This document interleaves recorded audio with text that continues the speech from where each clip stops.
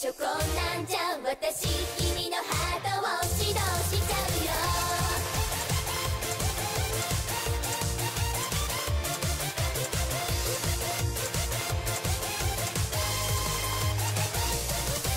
どれだけすごいの本当のところはい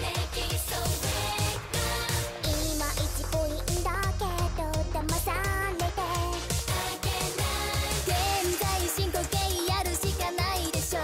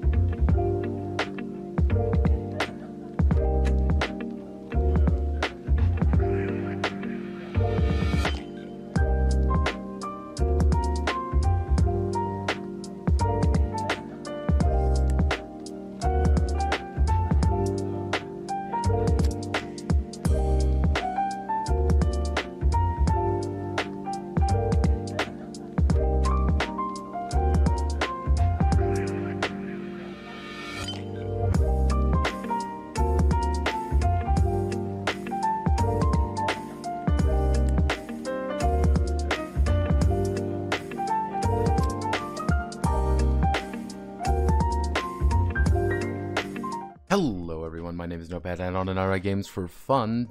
Today has been a little hectic, otherwise known as I've been asleep most of this morning, I woke up, like, man, I'm feeling kind of groggy, and my mom's like, hey, there's a new sushi place, let's go there, it's all you can eat. I'm like, alright, that can't be too bad, and we go to this place, and it is exactly what you think it is. It is an all-you-can-eat place. You order, they will deliver the food to your table. I'm going to tell you a secret about my mother. My mother is a light eater, relatively speaking, so she orders something and then eats about half of it and says, Notepad, you're going to eat the rest. And I'm like, okay, I'll eat the rest, because they charged you if you had any, they pretty much charged you if you didn't finish a plate. You charge whatever the meal was. So I ended up eating most of her food and then a lot of my own food. I was dying by the end of the day. I'm still full. This was at 11 o'clock this morning. I am still full. I am still slightly sick to my stomach because I ate so much goddamn sushi. But it was really, really good, and that's all that really matters. I love sushi. Speaking about sushi, welcome to Absolute Potential. Yes, today might be the last stream, it might not.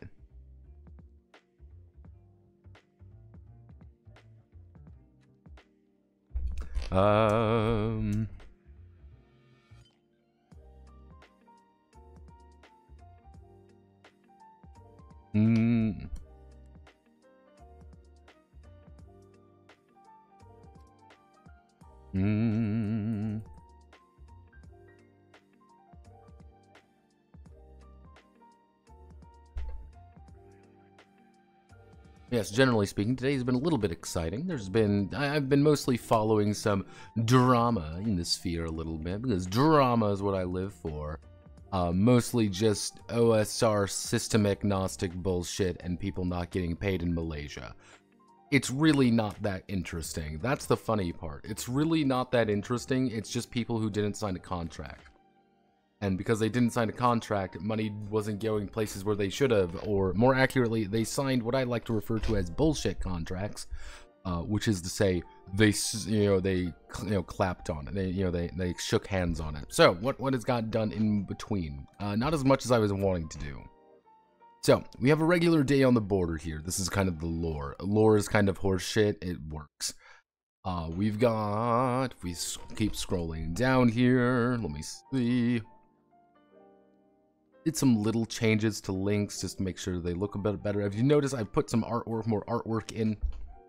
Everything here should be set up. I did finally decide giving demons the hell flame thing. Their entire gimmick, you could say, is that they can muster a flash fire in front of them. Actually, it should be a flash of fire. Flash. Flames in front of them. Pretty much, it deals just ability level, so it's going to default at 1. Ability level plus their emotional damage to the target with a 0 to 1 range. Doesn't seem really that important, but then you get things like the Fiend, who if you've noticed there actually, there's no roll for it. They just get a free damage on you. It does take an action for them to do, but it's their ability to go, and they do a little bit of damage to you. Not really that impressive, but generally it does do damage, which is important. Vampires got a pretty significant rework. They now get a special melee attack. If successful, they deal standard damage plus whatever the AL of the Blood Tithe is, and if the target is wounded, the vampire actually recovers a wound. I want to do something with links, but I couldn't really figure out how to do that with them.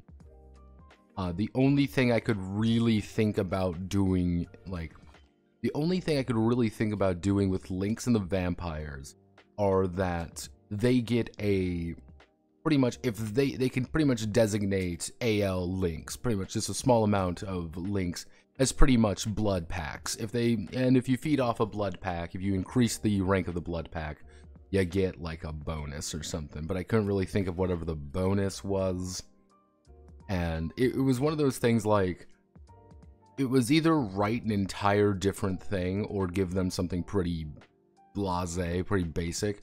So I just gave them something pretty basic. Ghosts can phase through things.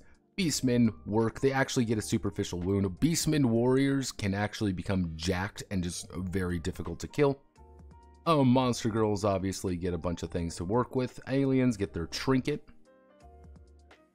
And spirits have their power points, which if we go down to classes, I actually started, I did write up for every single one of the classes so far. Peerless martial brilliance begins with the simplest swings of a blade and plucks of a bow. Warriors find their nirvana on the battlefield, surrounded by the hymn of war and rush of adrenaline. They embody the force of nature in whatever field they pursue. Now, the big idea is that if you choose a class, you get its basic, you pretty much get a bonus ability, which is if you choose warrior as your primary class, the warrior has +2 damage on all attacks. No matter what attack they do, they get a +2 on it. It doesn't seem like a lot, but they have the ability to do such. That's a pretty big thing for them. And if they perfect it, their standard damage actually increases. So a warrior may only have a few abilities to kind of work with, but on the flip side, they actually end up with the ability to just do a shit ton more damage. And as you kind of see here, I worked on a few of their skills. Generally speaking, I'm trying to keep the skills pretty simple. You also notice I put P next to them. All abilities ended up getting cut down into 3 categories, just to give myself into 4 categories. Into 4 categories to make my life a little bit more easy, otherwise known as active, passive, reactive, and drama. Actives must use an action, passives are always active, reactive can only be used on allies' turns, and finally drama are used during the drama act. Yeah, it's kind of like building links, role-playing, things like that. I just wanted to do that to give them a little bit more ability. Technically, what I should do is assign all of these as well, just to make sure everyone kind of understands, like, hey, yeah, this is like your ability to do things.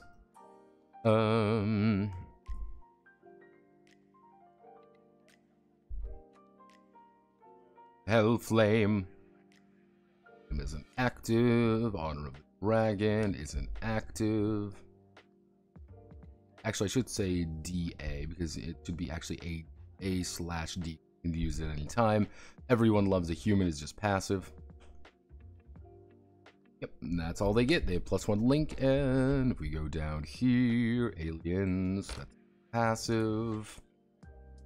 Spirits, this is a passive. So, yeah, just kind of give everyone a... Wizards got Black Magician. This is how they're going to be building power points. Power points, we're going to talk about that in a bit with all how magic works. But generally speaking, wizards increase their power points very consistently. They increase power points very consistently and very... I did change something. Do I want to change that back, perhaps?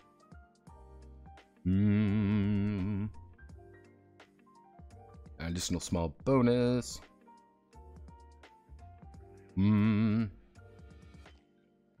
adopting a secondary class, they gain the benefit, but not the perfected. So pretty, yeah, there we go. So pretty much, this is how you're actually going to be building your power points as a wizard. So if you choose to be a wizard, for example, you're going to this, and you're going to be building up your ability. That's how that kind of works. Your power points are very valuable. They're a currency, effectively, for you to use to blast your enemies into oblivion. Easy enough to understand. Manly co-host right off the bat. Awesome. Hello, Taiga-chan. Hello, welcome back. This is the climax of the APRBC streams. Also, good morbing. It might be, it might not be. It kind of depends on... It really depends on how fast we get certain things done. I'm gonna kind of power through and see how far we can get. If I'm assuming we'll get things done today, but if we don't get things done today, it will be done on Wednesday. Guaranteed. As you can kind of see here, yeah, this is kind of how pretty much wizards get a bunch of shit a lot earlier, if that makes sense. They get like they're going to build up their power a lot faster than clerics, but they start with less. What I should do is I should write in, the wizard creates a rote spell, with, with the circle of red-black magic. Wizard creates a rote spell. Pretty much rote spells, rote spells allow you to pretty much reduce the cost of various abilities. So, it reduces the cost of your, a little bit of magic. There we go.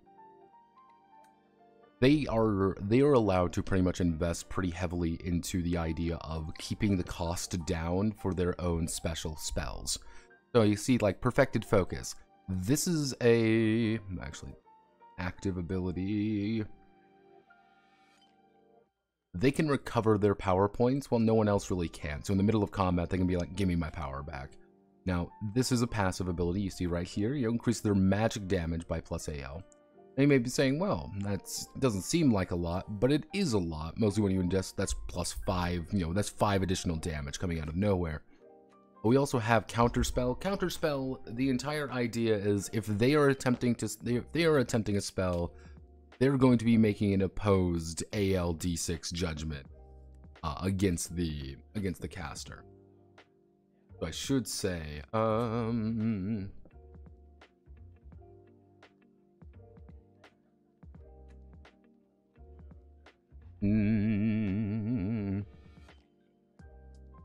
let's see. So it would be a Arcana judgment. So it would be Arcana plus. It would be Arcana. If I want Arcana space. Arcana plus. Yeah, what am I looking at? Mental. AL D6 plus Arcana plus Mental. Pretty much it's like, this person's trying to cast a fucking death spell at me and going to immediately annihilate my ass. So I can be like, okay, I've got a high counter spell. I'm just gonna drag a bunch of my dice in. He's gonna be rolling his dice. I'm gonna be rolling my dice. But you can only use, but it consumes power. So it's like, yeah, if you're getting blasted by a bunch of little magic, like, yeah, you're counterspelling all of it, but you're losing your own magic. Which is, hey, I've burned all your magic, I can now hit you in the face. What the fuck, why do I have a sub? Also, hello. Also, as an aside, drama update for anyone. RPG Pundit is back. Oh boy, I sure do love Pundit. Why do I have a sub? Also, hello. About a week ago, someone actually handed out 10 gift subs to people, and you got one. So, welcome to the sub life, Manly. You are officially a human being.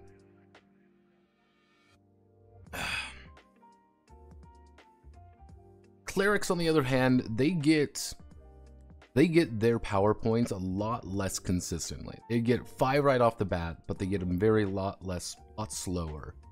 However, if you perfect it, they get actually a lot hardier. They get an extra superficial wound, which does mean if you do power level things correctly and you want to play a Crusader Warrior, for example, if you want to play like a full Crusader and then play like a Beastman Cleric, you can be pretty fucking hardy. Like, you can be very thick if you want to. Let's see. Cleric creates a rote spell with this circle of white magic. What circle of white magic? AL recovery, rally cry. I wanted to try to make the cleric to be a lot more like defensive in nature. Like, that's the entire idea. In case if you want to just play a Crusader, playing a Crusader quite literally means it's fuck it, we ball the game. There's no, you're just walking in there bashing people, and so it's like, I want to cast a spell. Okay, what spell are you going to cast? Death. Like, have no fear, let me heal you real fast as I like hold over and like, heal. And then you crack another motherfucker's skull open. Like, Rogue is a little bit odd. You kind of see here, we got our shinobi girl. Shinobi girl, we ball. Manually confirmed sub. Many such cases for Eastern Europeans. I can now show my suffering through sub emojis. Yes. Have no fear. Sub emo. Everyone's. You can now do my terrible, terrible sub emojis. What AI did you use for this art, by the way? I did all the art myself, MigDrewSalt. I drew it all by myself using my impeccable Midjourney. I just used Midjourney. A lot of these took a long time to do, by the way. Some of these were just a pain in the ass that just didn't want to work properly. Others were very quick and were like, this is it. This is exactly what I want. Like Demon Girl Samurai up here, she was pretty much the first one actually it was the second generation of it. She popped up perfectly just the way I kind of wanted her to look. Like the hilt on the sword is a little weird, but it kind of works because like, yeah, you kind of see the fuck up in the fingers. I'm fine with like minor fuck ups because again, it's fucking AI art. I'm not relying too much on it. Rogue, of course, I have to add my stupid marathon reference. You pretty much their big thing is they add plus 2d6 to any drama act judgment once per session, and if they perfect it, they can actually make it a 4d6. So at any time, a perfected rogue can roll 6d6 for any judgment during the drama phase. It's like, wow, you've just immediately won where everyone else is rolling 2d6. You're the motherfucker rolling 6d6. You cheeky little fuck. They do get the Master of None skill. It's like choose a new skill. It starts at level 2. They get skills off the bat. They get a lot of skills very quickly, and they're decent skills too. And all of those skills are decent. They get things fast. That's their entire gimmick. They get to choose status effects. We got the right status effects today. Move AL when being attacked. This one was a little bit one of those ones where it's just like, yeah, not perfect, but it works. Still have to kind of decide on some of their abilities. Hunter. Artistry in motion adds 2d6 to 1 judgment during combat. Perfected can use it for 3 judgments. They're our combat monsters. They're supposed to be a lot more reliable hitters. I do plan on, I don't quite know how I want their abilities to look. I'll kind of play that by ear. Of course, Meidu. I don't know why the maid turned out to be as creepy as she did, but it works. Creepy maid with knife. Generally speaking, she's supposed to be our Link warrior originally, so she's going to be, I'm going to try to add more stuff with links. Generally speaking, she can lend assistance. So I'm going to, I need to,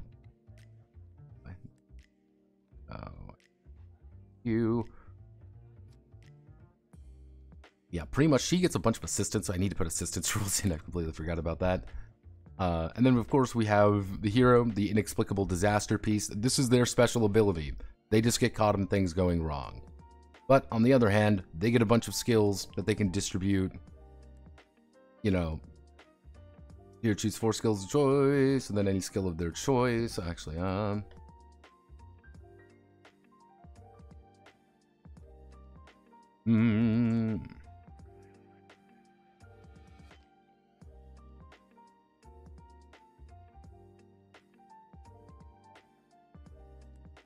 Yep, and then distributes 13 points between them. Distributes 13 points among 6.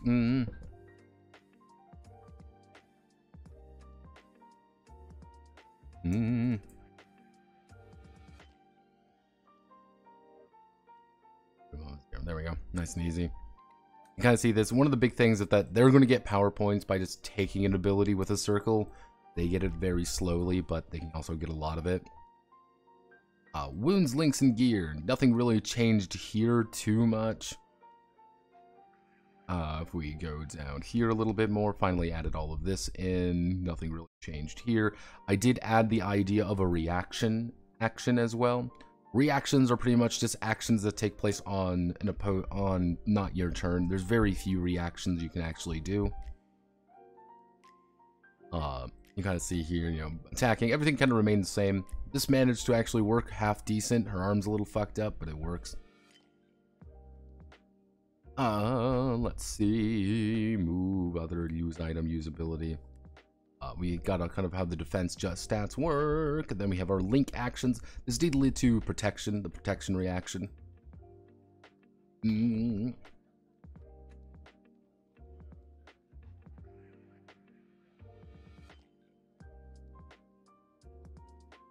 motivated by yelling at the link partner for a D6-2 there. Technically, I should reaction. Pretty much, if you're doing the boost reaction, you're not doing something else valuable.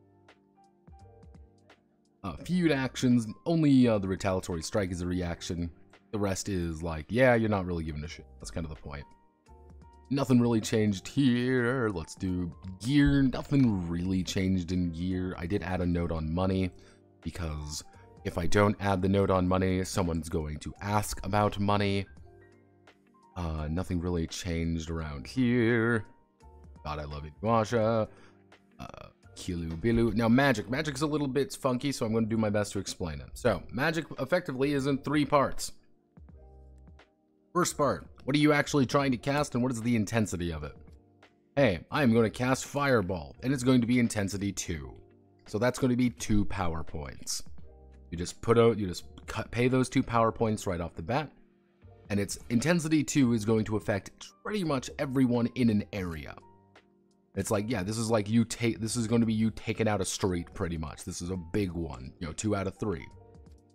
And red is the color of destruction. You kind of see here. These are the colors of magic. Red is the magic of destruction. Blue is the magic of monsters.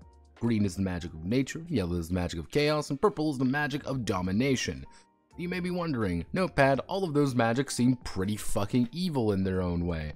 And the answer is yes, because it's black magic. And black magic is scary.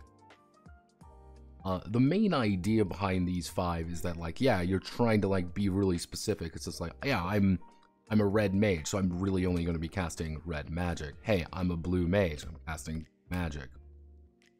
The big idea, so it's like we've elected we want to do red magic intensity 2. Then we get to choose what effects we want. What are we actually trying to accomplish with it? Well, I want to do damage with it. Okay, that's not really complicated. You're just going to do standard damage. And you say, hey, I want to do I want to do an additional piece of standard damage. So I want to add a d6 to that for my damage, and it's going to affect everybody in an area. So you've put 2 down already. You've put 2 effects. Everybody in a section is going to take 3d6 damage effectively right now. Blast them with spells. That's 4 power points to pull off. If you choose to make the spell intricate, you reduce the power point by 1, but you have to make a check. It's just going to be a standard TN 10 check. But things can get a little bit complicated, especially if you're bleeding to death and not very, you're not doing too hot. Oh no, we need to do this. Bang, you pull off it, you're good. If you make something a rote spell, you're just reducing the cost by 2 flat out. So if you say, hey, I want to do a fireball, which is intensity 2, everyone in an area, dealing, plus 1d6 damage, but it's an intricate spell. Normally that's going to cost 3. If you wrote it, it's now permanent. It's now stuck. That's the only thing you can. You can't augment it at all. You can't now announce that it's going to be waterfall. No. What it's going to do now, it's going to cost 1 power point, and that's going to be your fireball spell. That's what it's always going to do, and nothing else. Can't change it later unless you rework the spell pretty much. And then you pay the full cost, which could be 2-3 power points. That is the entirety of magic. Congratulations, I've explained it to you.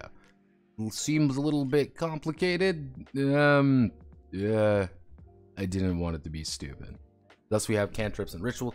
Effectively, cantrips are, as long as you have power points, which you don't recover power points very easily, you have to actually wait. The idea of cantrips and rituals and all that, cantrips, as long as you have power points, you can do little things. Things that you can reasonably do in combat. Like, not even combat, just reasonably do by yourself. Cantrips also reflect your ability to use spellcraft as a combat ability. You're casting cantrips, effectively, little blasts of energy to make sure that they fall down. Now, one of the ideas is it's, hey, you have a little magic, you don't have to spend power points, but you can open doors, snap to light a candle, shit like that. You'll want to keep at least some power points, because power points are going to save your life. It's also very hectic to get it back. Thus, you know, things like the wizard being able to actually recover in combat to get power points back is pretty useful. Let's see if I want to be... How much? I got plenty.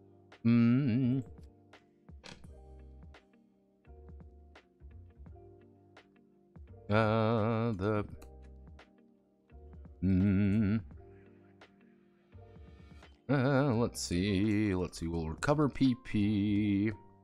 Then we'll recover PP by resting during the drama act. During the drama act, or resting during the drama act, or what do I want to? What's the best way of wording this?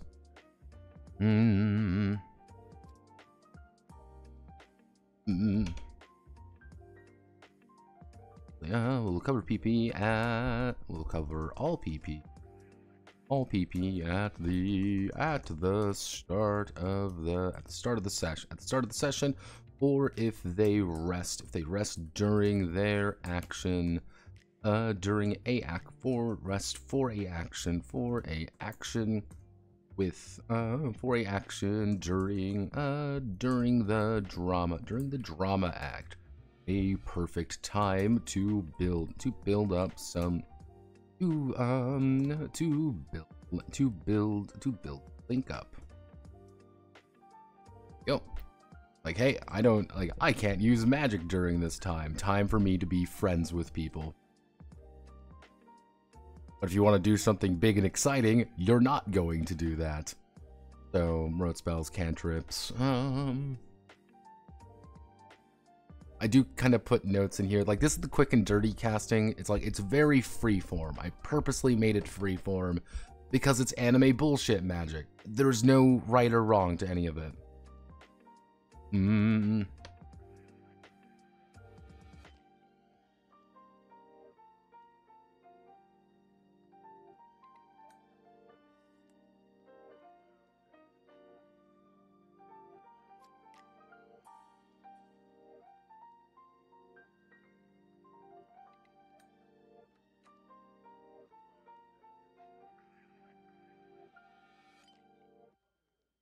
You need PP to do stuff then. Yes, you always need PP. You need big PP. Bigger PP means you are better at doing your job. That's why women have the largest PP. Sorry everybody, but I've been secretly writing the Futanari RPG all along. Yes. Oh, right here, 3, 2.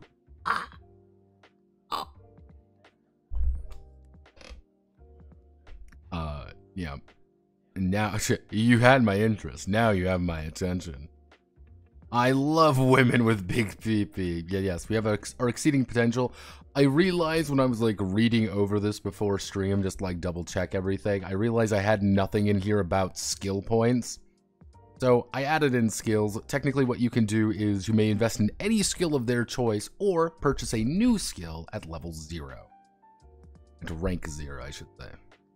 So pretty much you're spending a skill point to get a skill that you have 0 ranks in, but it's like you can do that now. You can now freely invest in it. So it's like, hey, you don't want to invest straight up on, you know, fucking chutzpah. You don't need to invest in chutzpah right away. So theater production, none of this really changed, generally speaking. I don't know why it keeps doing this.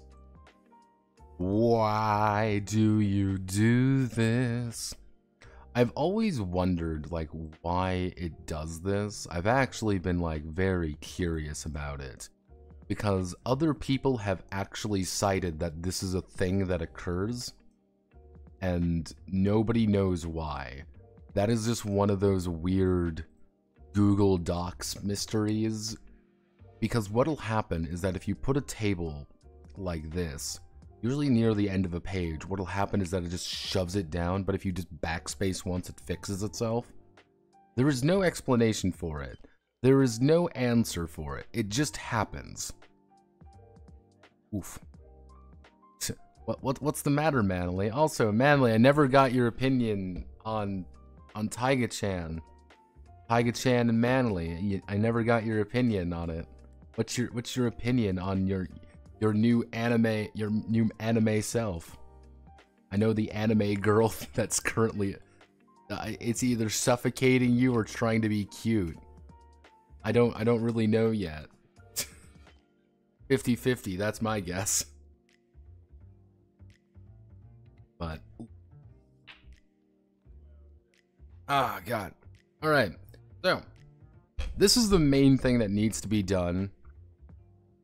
This is the main thing that needs to be done today, which is foes and rivals, which is just like, yeah, let's just do that.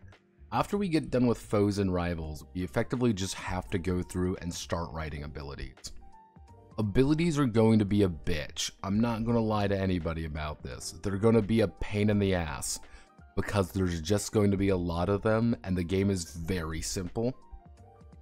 Like, relatively speaking, the game is quite easy to understand. There's not much going on behind the scenes with it, but that's not really the point either. The most complicated thing really is magic, but that's just spend points to get abilities. So, let's get to it, everybody. So, every adventures. The town on the border. Let's see. The town on the border is rarely without conflict. Whether it's the great families fighting for supremacy, or it's the latest invasion from another world. The residents of the town on the border are residents of the town on the border are often villains, knaves, monsters, and everything in between. Frequent villains, knaves, and monsters, and everything in between are a frequent nuisance for the town and often drag in unsuspecting heroes into the problem. When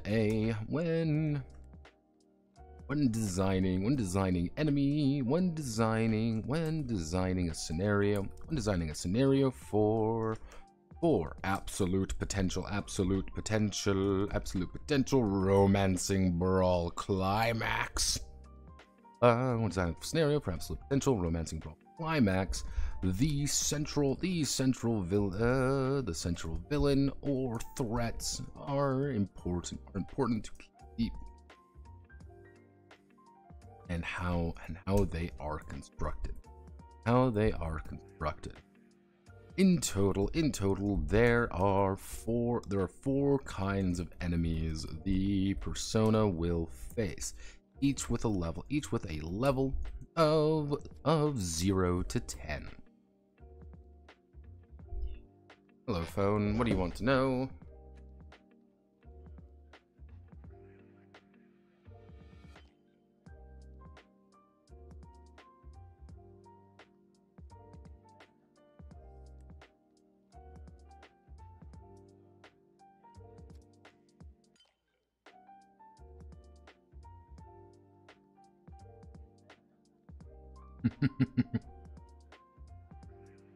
My mother's sending me Facebook. Give me 1 second.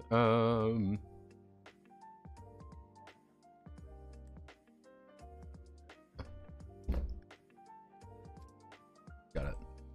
Hey guys, what's going on in this stream? Hey everybody, what's going on? We're just gonna be writing.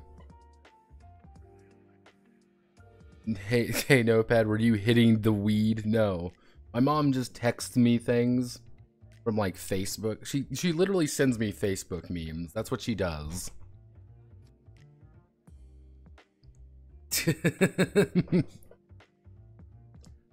That's what she does. But yes, what's going on in this stream? We are just going to be writing a fascinating harem anime RPG in Halcyon Zeta. Very fascinating game that I've spent far too long on.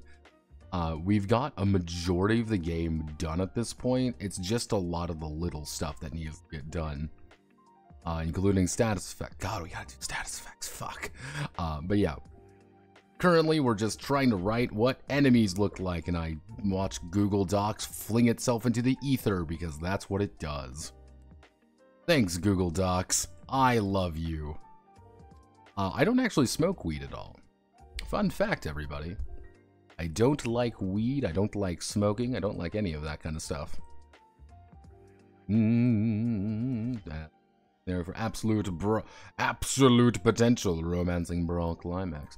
This is gonna lead us to... Not that I got... Here's the thing. Not that I have anything against people who do smoke the koosh. It's just one of those things, like, I have no interest in doing it myself. Let's see. We want to do,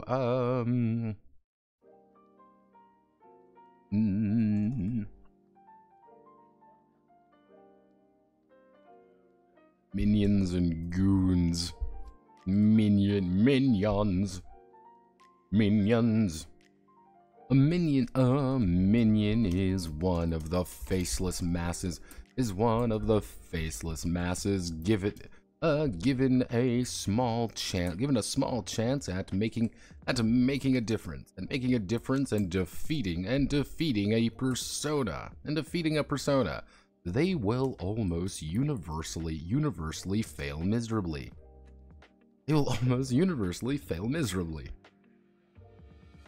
Minions represent the ground troops, fodder. Let's see, represent ground troops, fodder, and the unending horde of bandits, of goons that the villains can throw at the persona to weaken them or burn resources to deal with. A minion.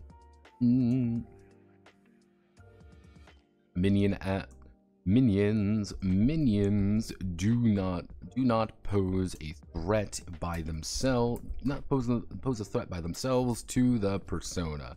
They are meant to pad out the numbers and body block for the important people. Minions have a single skill. Let's see. Minions do not have stats, skills, dress, or even wounds. Instead, they have their level, and if they are melee or ranged. From there, depending on they roll 2d6 plus. What's the difference between core mechanics and external mechanics? So, your core mechanic is like the thing that's actually being done a majority of the time. For Romancing Brawl Climax, that's 2d6 plus stat plus skill. That's, at the end of the day, what 99% of what things are going to be. I want to jump on to the other adjacent building. 2d6 plus, athletics. Not athletic, it would be 2d6 plus reflexes or something, plus body. Hey, I want to attack an enemy. 2d6 plus whatever your combat skill is, plus whatever your combat stat is, versus them. Very simple. External mechanics are everything that is built around that. The act of having a combat system is an external mechanic. The act of having a magic system is an external mechanic. It is what is built around it and how things interact with it. Why do we have initiative? To make combat flow different. That's an external mechanic. It's treated slightly different. It works a little bit different than a standard judgment, for example. But at the end of the day, it's the same core idea, just worked differently. The context is different. The idea is different. What do we do for magic? Well, magic is this entirely separate thing, but at the end of the day, you're still going to be using the core mechanic for it. That's the difference between core and external mechanics. You can always tell weird dangling mechanics if they are not connected to the core at all. And you can always spot weird games where it's like, oh hey, we're a D20 system, and cool, you're a D20 system, and then like halfway through the book, you discover the hacking minigame or whatever, and the hacking minigame uses exclusively D8s. It's like, why are we using D8s now? Like, well, because it represents some. No, why are we using this? This is something completely fucking different that bears nothing in, as not connected to the core mechanic at all. It feels weird now. Some people like those kind of mechanics. I'm not a huge fan of them because it feels completely different, and it's like this isn't as entertaining. If you make a big point of being like this is a D8 dice pool system, then it makes sense. But if you choose to say, hey, there's a fucking D20 now, son, in the middle of things, it's gonna feel weird. It feels awkward. It feels incomplete.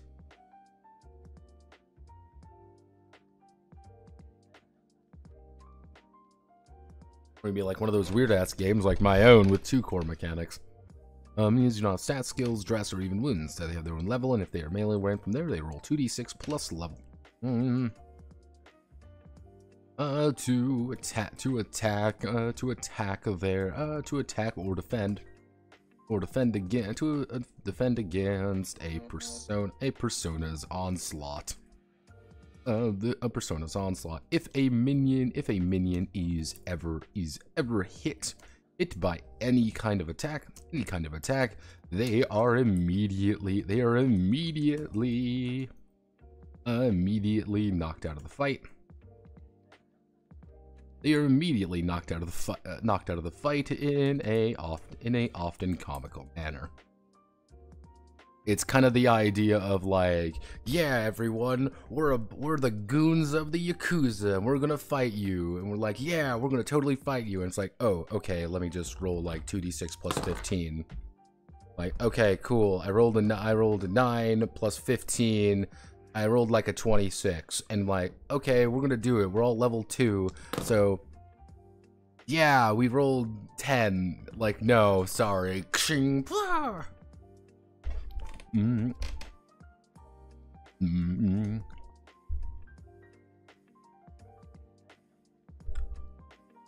We'll get you next time. Minions. Minions can come in. Minions, depending. Minions can be individual entities, or groups of weaker minions trying to overwhelm the hero, the persona. The personas through sheer numbers.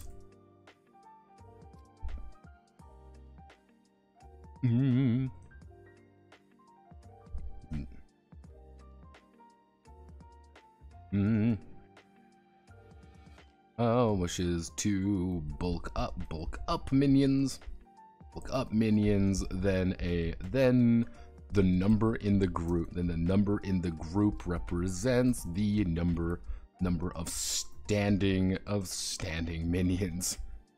So it's like, hey, you do 2d6 plus 7 damage. Like, okay, cool. How much damage did you actually do? You did 15 damage. There's a group of 10 minions. They just get immediately blasted off into outer space. Like, yeah, there's no. It's like, haha. It's not like you didn't win. You just lost quite dramatically. In fact, like, oh. But I'm a real minion. I'm a real danger to society. Like, no, you're not. Like, cry. So sad. We're gonna do.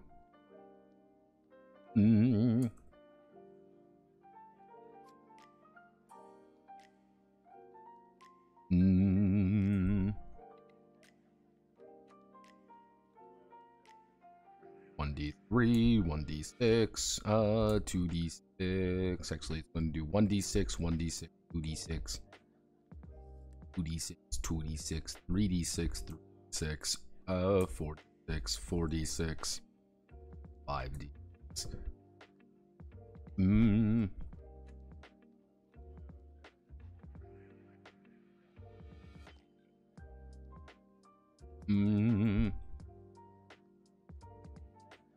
Because remember, damage is static. They don't get anything. They don't get any bonuses. There's no special abilities they end up with.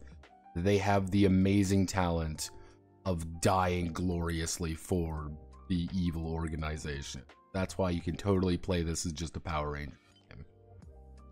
You can, if you just want to play this as your standard harem anime Power Rangers RPG, I cannot stop you. Probably be better than the actual Power Rangers RPG. I can say that. I went over that fucking game. I still do not like Renegade Studios Power Rangers RPG. I will fight and kill for that on that opinion. They tried and it just did not. It did not vibe. You know, be it vibed. It was not Gucci. There we go. Some dangling things there. Let's see.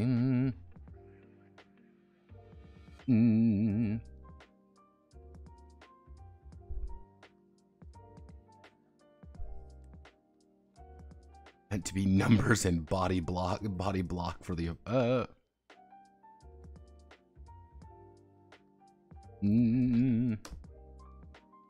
no.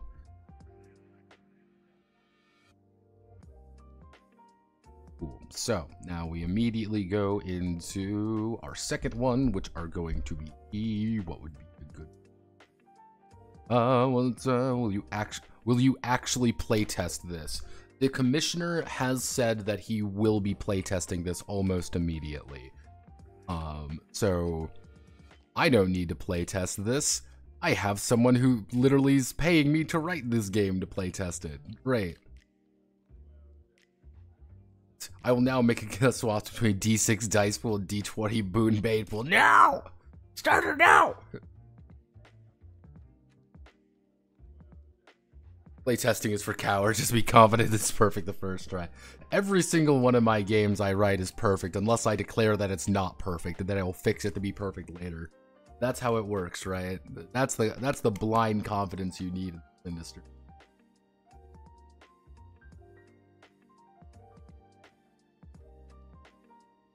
D20 dice pool system. Eoris gang, rise up. We are Eoris Gaming, thank you very much. Fucking Eoris. Hey, Eoris 2nd edition's coming soon, baby. I'm gonna be the first one to buy it. I will fucking buy Eoris 2nd edition. I will have that on my fucking shelf, baby. It will be right there. I will have my fucking name in that shit.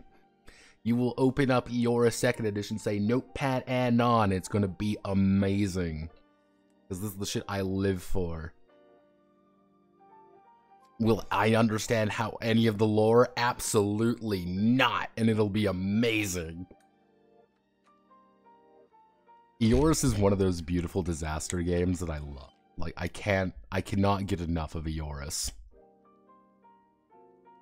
Because it is so completely bonkers insane. And you think like, no, this is not a D20 dice pool system, but it is a D20 dice pool system completely unironically, and it works. It doesn't work, but I can keep saying it works. It's like...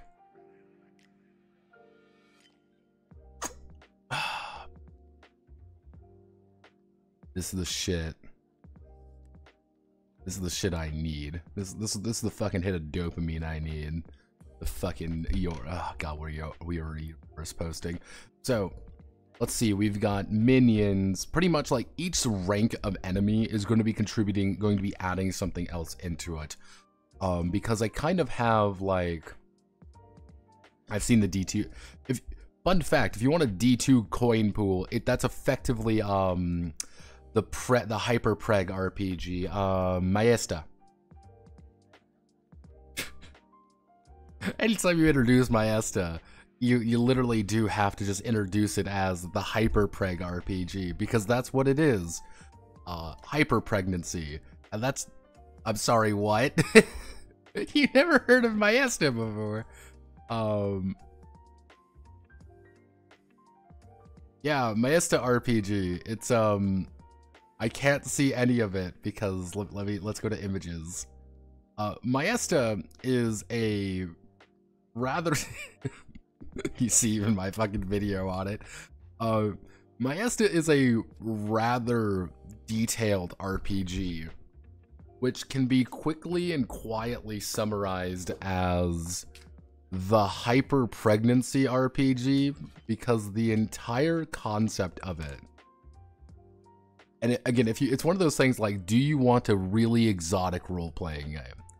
The entire concept of it is so fucking bizarre, because at its core, this is it, at its very core, you are a Maesta, and as a Maesta, you have the ability to effectively bring gravids into your body. You may be wondering, what's a gravid? Gravids are literally spiritual beings that embody anything, really. It could be the idea of gravity. It could be the idea of nature. You are pretty much bringing spiritual beings into your body to pretty much nurture, feed, and eventually give birth to. And in the meantime, you are effectively trying to protect them because they give you superpowers. However, it is very much done by fetish artists.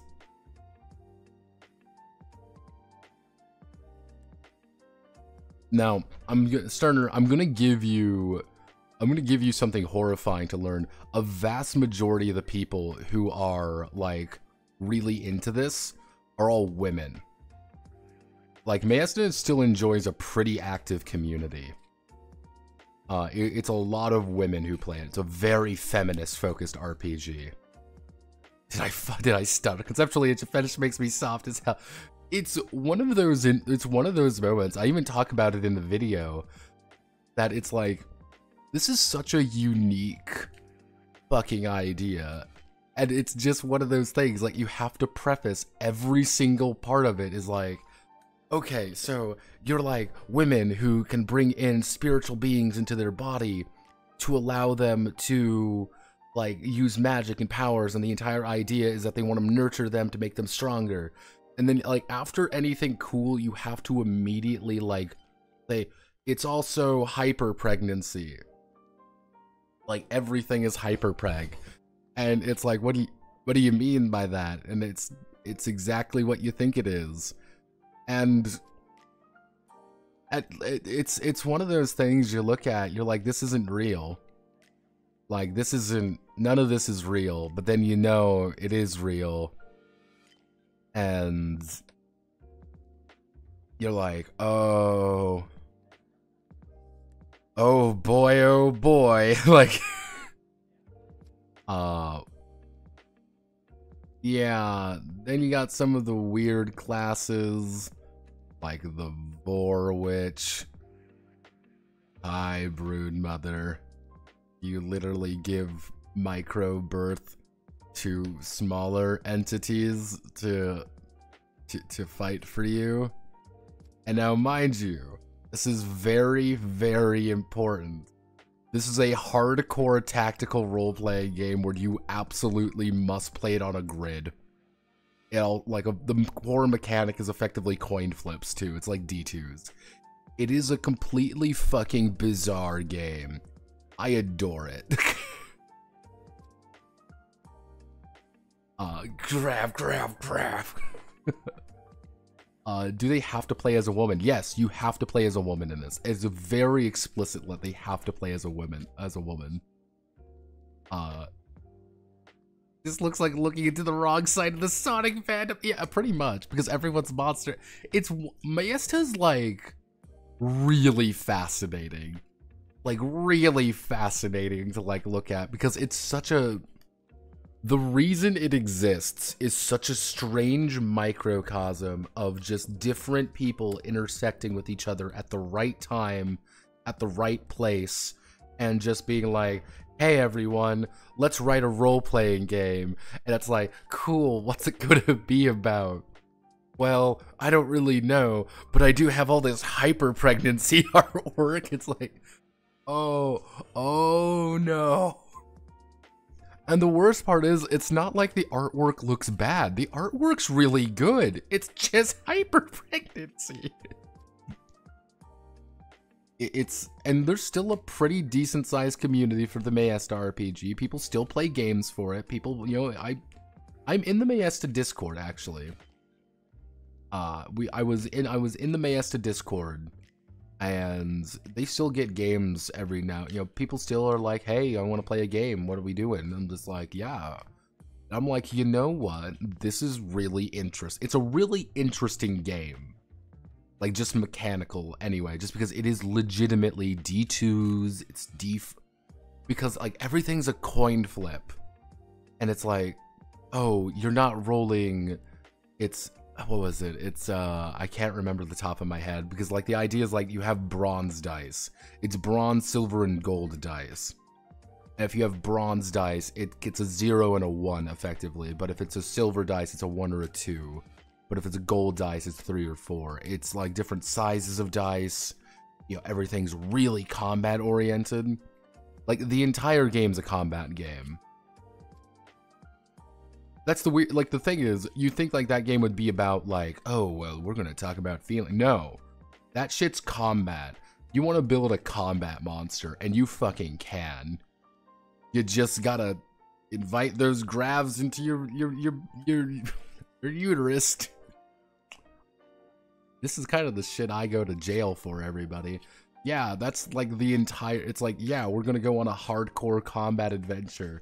It's like, oh, I was like, because you go into something like that being like, this is going to be like a storytelling, like everyone's...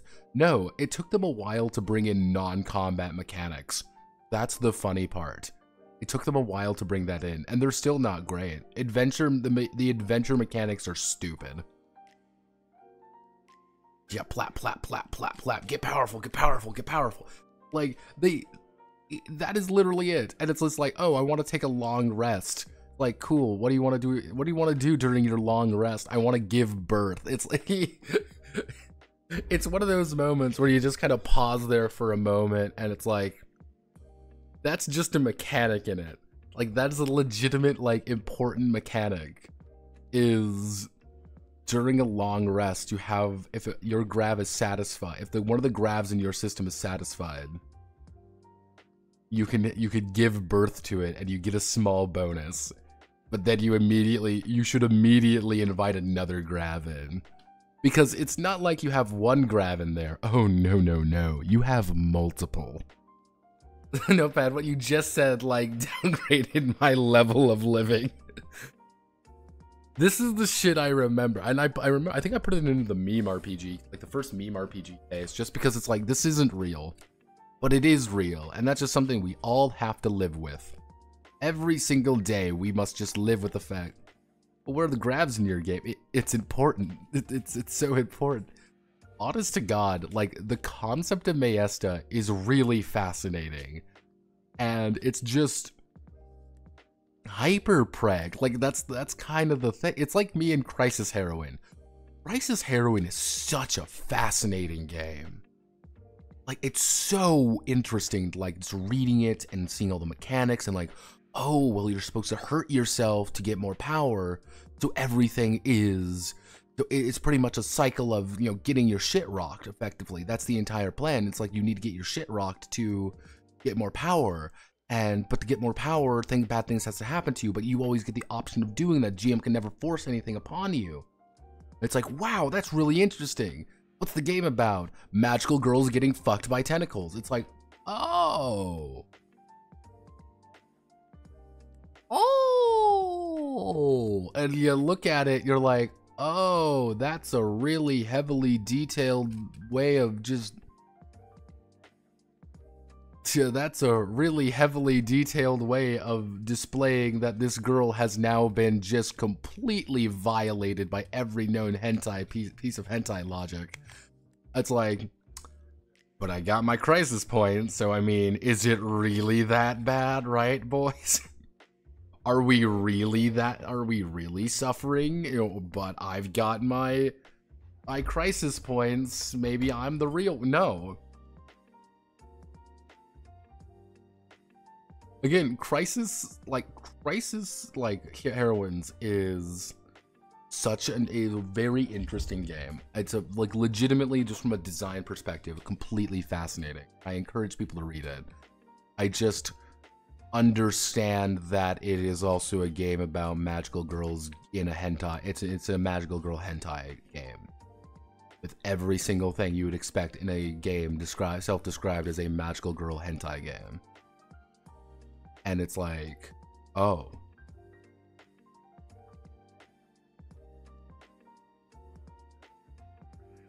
Yeah, it reminds me of how isekai tropes have evolved, where making fun of getting kicked out of the party for power-up is now a mainstream thing. Like, yeah, because people find that really popular. See, isekai as a genre is so fascinating to me, because you can kind of you can trace trends on and where certain things evolved from, who's really kind of referencing different things, and now it's become such a collection of different ideas. It's so interesting. And they're all terrible. All of them are really bad, but I can't help but read some. I know I'm reading the Samurai in Another World. I just picked that one up. That one I am praying, hoping that they actually keep with the premise and don't fuck it up. I am praying to God they keep with the premise of it, because I damn well know they probably won't, but I can believe they will, because it's a cool premise. It's just like, yeah, hey, here's this little samurai girl, she wants to die. I'm like, oh, cool. Artwork's really good, you know, combat has a good flow to it. It's, again, I'm just hoping it doesn't become another isekai story. That's the main problem, is that it's going to become another isekai story.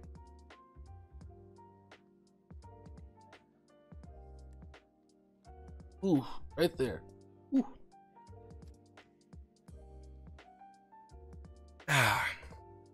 Snap everything back into place. Now it's no longer talking about isekai, because we all know the best isekai is MILF-sekai. Come on, everybody, don't. We can never escape the beautiful world of MILF isekai. Let's see. What would you call advanced minions, but not really dangerous? Making getting serialized because POV character isn't really super popular. 6'2" party leader is a tomboy with a crush on him.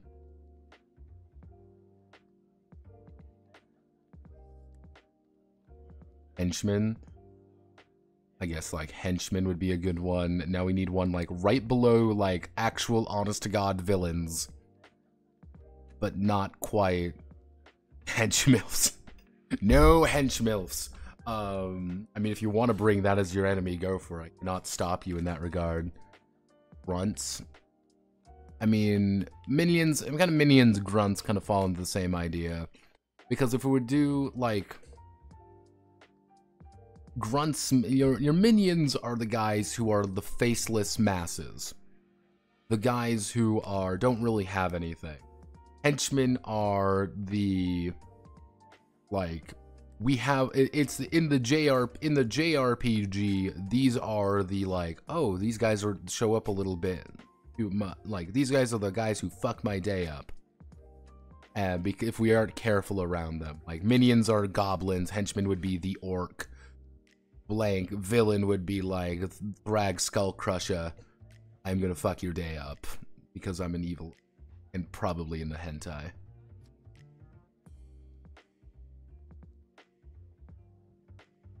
What would be the guy below him? Capo? Capo seems too specific to the mafia, though. That's too mafia. We don't want to go strict mafia. Generals could work. Seems too military. You have like solid. You have the right idea, Brigadier. Again, I don't want like military titles, but like mini boss. Yeah, effectively, it's the mini boss. Like the mini boss squad would be these guys, but I don't kind of call them just the mini bosses. Welcome to game design, everybody. Where 95% of it's like, what kind of fucking word do I want to put here? What's the English word I'm looking for, or what's the Hungarian word I'm looking for, right, Manly?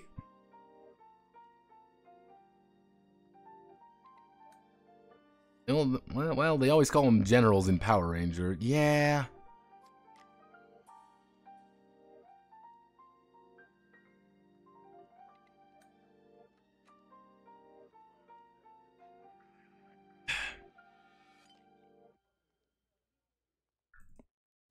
Yeah, they call them Demon Lord generals, etc. Yeah, but like the Demon Lord military officers, administrative assistants, or a massive black and white stork with a massive bill and bare head and neck. But it's kind of like the idea is like lieutenant, maybe? Lieutenant might. Because it's not like necessarily like these guys have names. That's kind of the idea, is like these guys don't have names necessarily. They're just like important guys who might get a name later on. Yeah. Don't want to go military. Lieutenant. I don't fucking know. Like elite. Elite is a good word. I like that. How about that? We'll just use elites for now. That's a good word for it. You are so...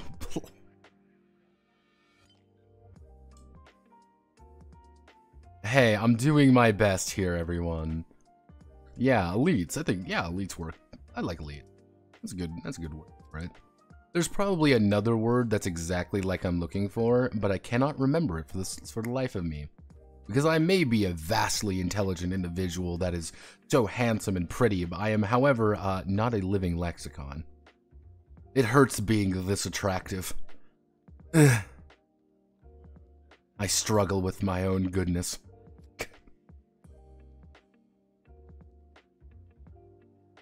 See, this is the point where Manly calls me a bitch. Like, but hey, henchman. Actually, no, we should do. Villanos. We want to do villains, henchmen, elites. Okay, so henchmen.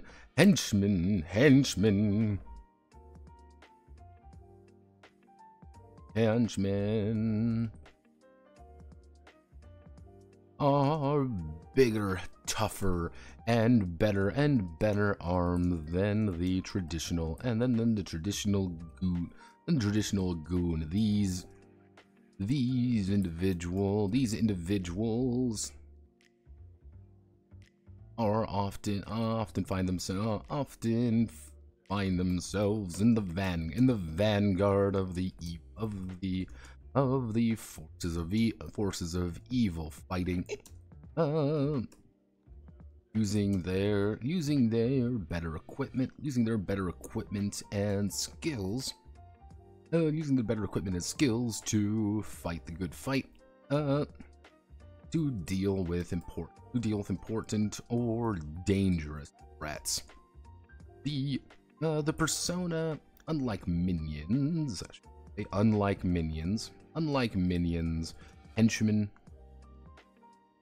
henchmen have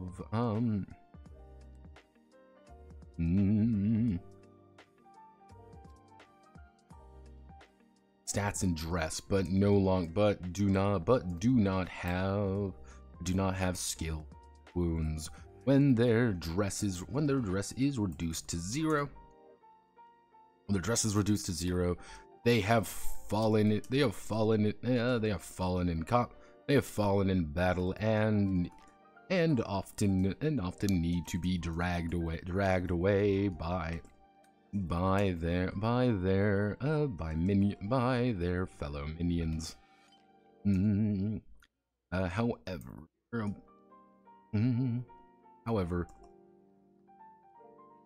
they do have stats representing a bit more training and ability over the standard disposable grunt. These are the traditional 4 stats, but the GM is allowed to distribute them with points equal to their level. Let's distribute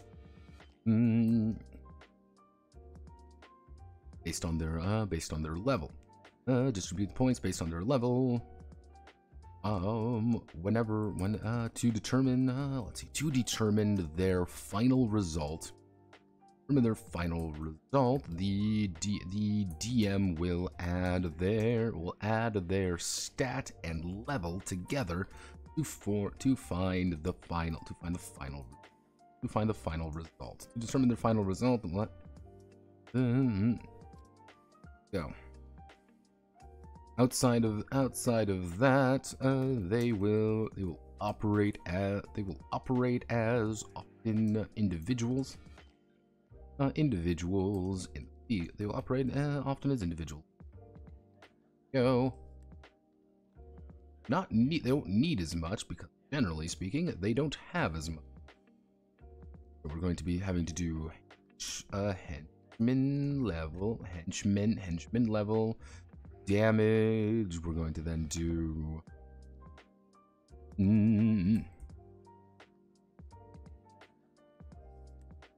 actually stat points.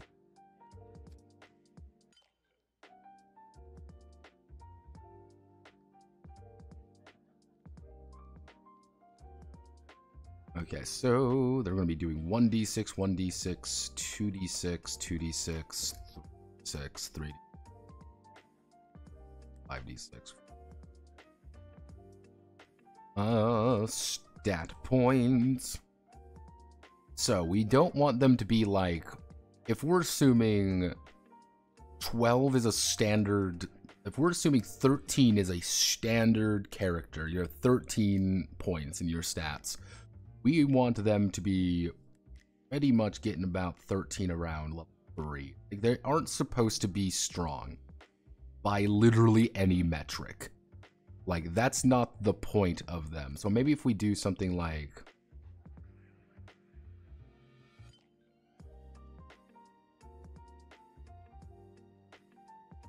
They technically develop slower than the persona themselves, because the persona are effectively going to get about 3 skill ups per level.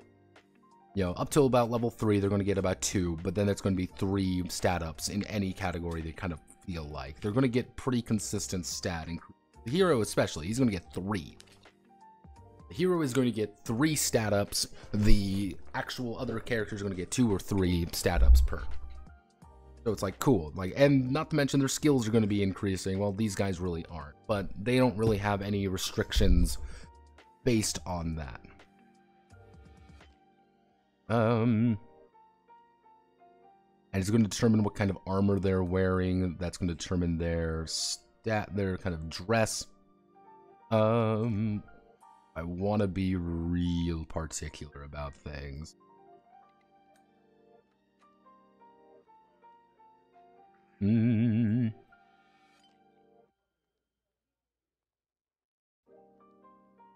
What is that? That's what are you at? Point. We'll do 8. Put you at 0.8 as well. We are going to then make a insert table 2x2. We can do like this. Always remember the table trick. Table trick saves lives. And we that. We'll make a we'll make actually an example henchman. We'll make some example actually no, we'll do example. Let's call this the examples. We'll just do that. So examples, we'll do Yakuza, we'll do Yakuza Yakuza strongman. He is going to have dress. He's only going to have dress 20 out of 20. He's just wearing his uniform. Actually, if we want to be, let's be particular with the actual things we have. He's going to do minion leathers, so he just has... He has his minion leathers. He has a... Let's see, so of our, we have physical. We have physical, mental, actually no, we have emotional. Emotion. Whatever. Fucking. Because I'm a goober. I'm a fool. I know nothing. Mental, physical, technical. Or EMP. If we do. So he's got, he's a Yakuza strongman. Let's say he's level, and he's level 2. About that, he's a level 2 Yakuza strongman. What was a level 2 Yakuza strongman look like? He has 12 stat points to kind of distribute. I'm going to say he's going to have an empathy of 3. Emotional power of 3. He's going to have a mental of 3. He is going, actually he's going to have a mental of 2, so he's got 5 points. He's going to have a physical of 5. How about that? So that's currently 10, and he's going to have a technical of 2 then.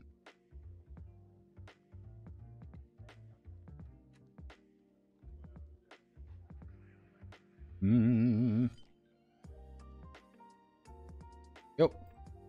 He's a strongman, dress 2020, minion leathers, E2, M2, P5, T2. Cool. Then we do maybe something like a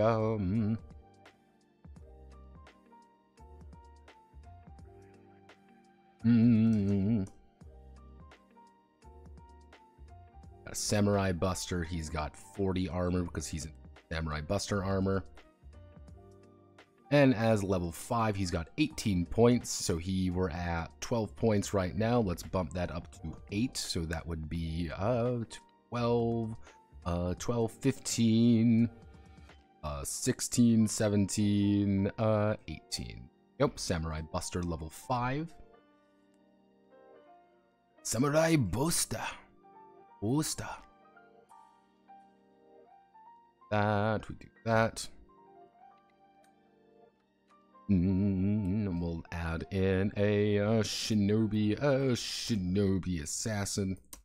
Shinobi assassin, we'll call him level 8. He's going to have a lower dress because he's only going to have a 5. Because what's the shinobi outfit? The shinobi. Where's the fuck shinobi gear? 25. Dress 25 out of 25. Shinobi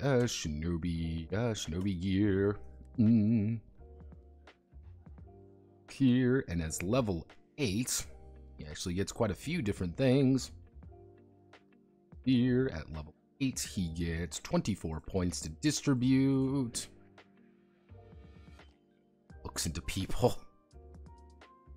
You know, henchwomen. Hey, I'm not gonna say what the shinobi assassin looks like. So if we do,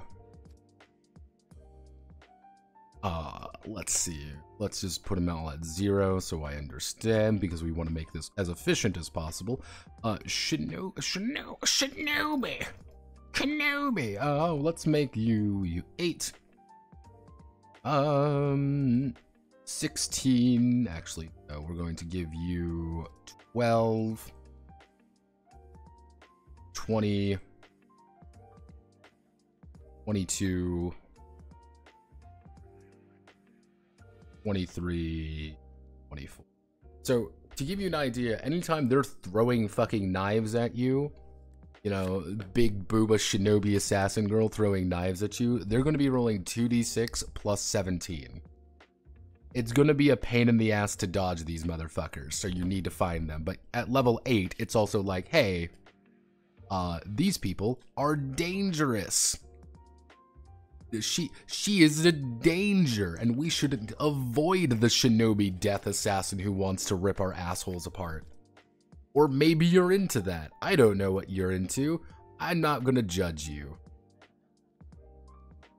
If you wanna get violated by shinobi assassin girls, I will not question your desires. I might question it a little bit, but you know what? I'm into that. If you are, that's cool. There we go. Actually, you know what? Since technically I can make a level 10 version. Like, this is just what a level fucking 10 is gonna look like. Level 10, what would be a good level 10?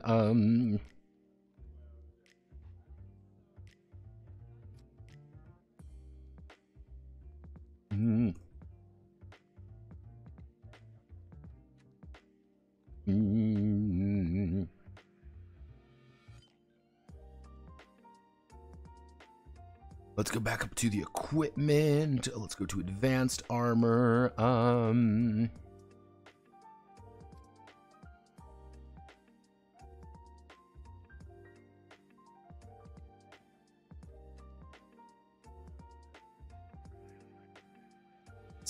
That's suitably freaky.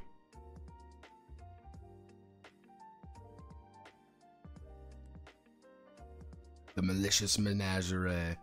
They're pretty much they're weird creatures wearing undead armor. Oh no, these guys are super fucking evil, and maybe we should avoid fighting them. Like, yeah, avoid fighting the super fucking evil death Ronin that want to eat face.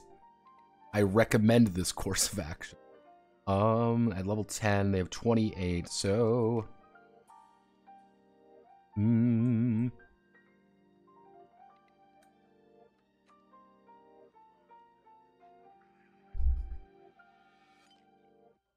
They have no mind, they have no empathy. They are just undead Ronin, and they're just gonna run at you and deal 66 damage if they manage to hit you. It's like, oh boy, what are they rolling? Well, one rolled 20, beat 20 real fast. It's like, oh, awesome. Thank God I have like plus 15 and shit.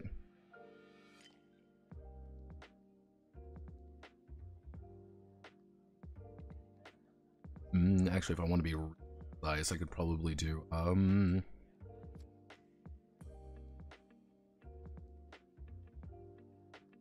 elites. The elite core of the villains' forces. Are some of their strongest soldiers, and it's reflected in their panoply of skills and ability, and panoply of skills. An elite enemy is more than a match for a persona. It is more than a match for a persona, especially if they are unprepared, or caught unawares, or just being completely surrounded by. When elites have stats, skills, stress, and even wounds, representing the difficulty of combating them in the field. Often these elites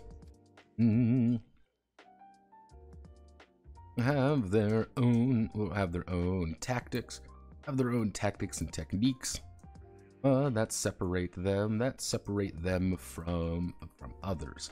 The DM may choose to make these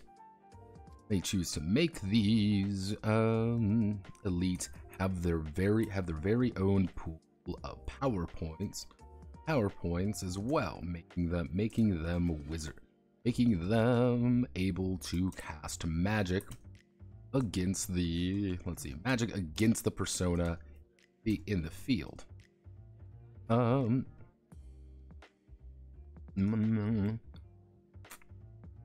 When creating an elite, they will make a standard leveled persona. They will make a standard leveled persona without abilities.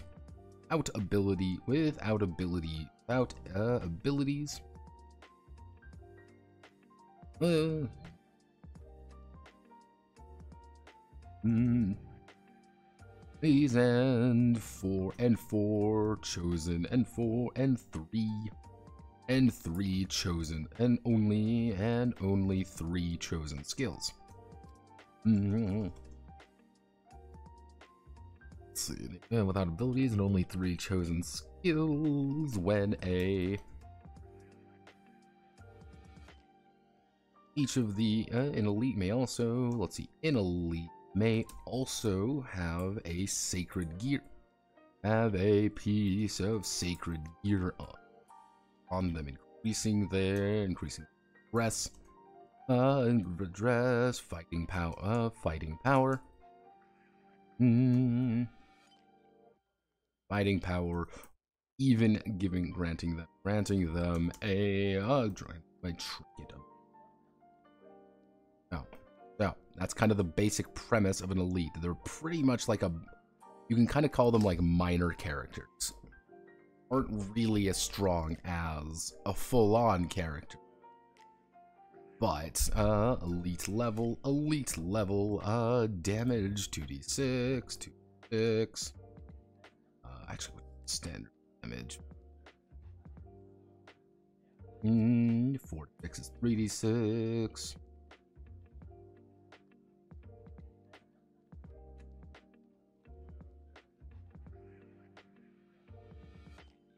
2, 3, 4, 5. Actually, we do 5, 6, 7.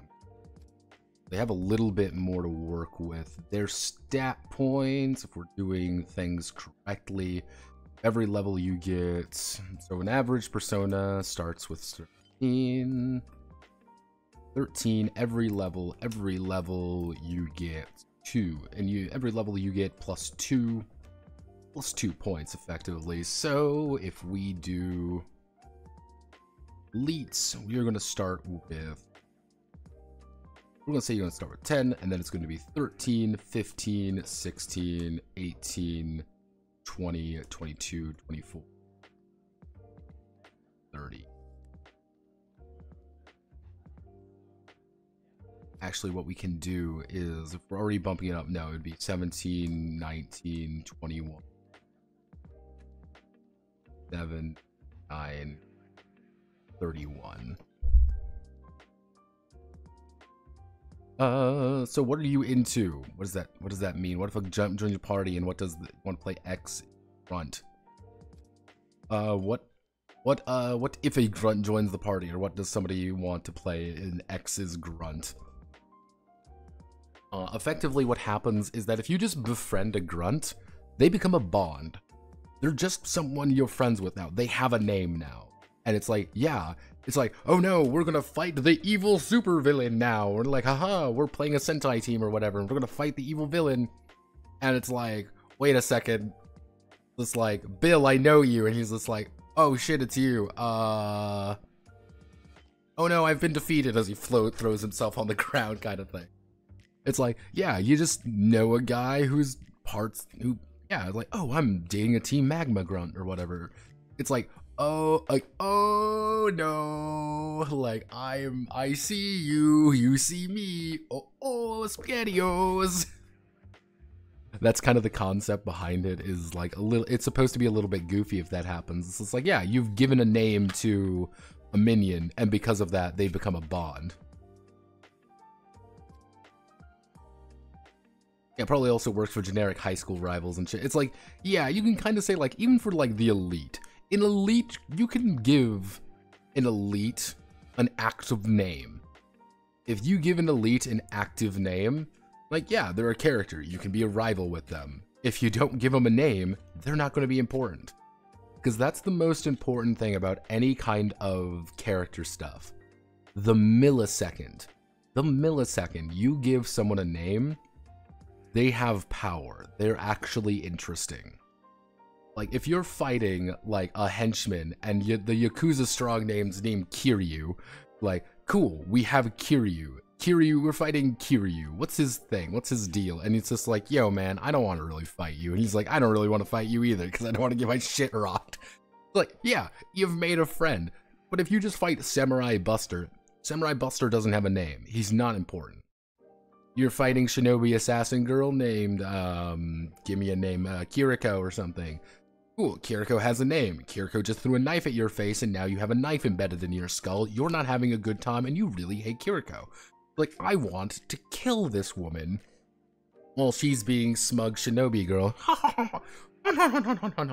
And now she's an important character. You have things with her. You can promote these people up as well. Let me have to be a note. Actually, you know, I should put a note.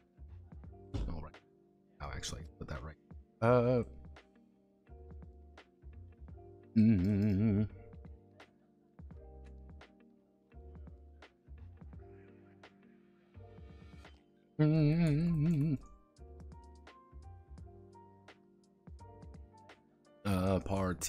Particular minion henchman or any other entity as a particular interesting character or a particular interesting character, they may be promoted upward.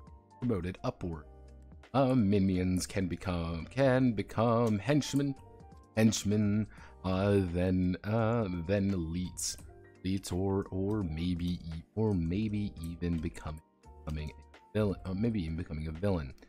Generally speaking, if the persona actually want to engage with a henchman or with a minion or henchman,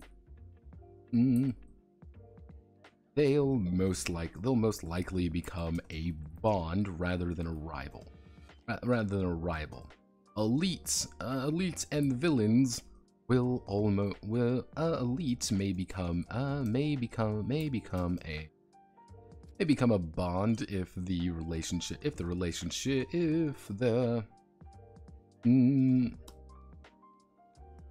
right foot, start on the right foot, but most likely a rivalry will form between the persona and their enemy. Yeah, it's like make friends with people. Be that kind of guy who, like, I don't really want to fight anybody.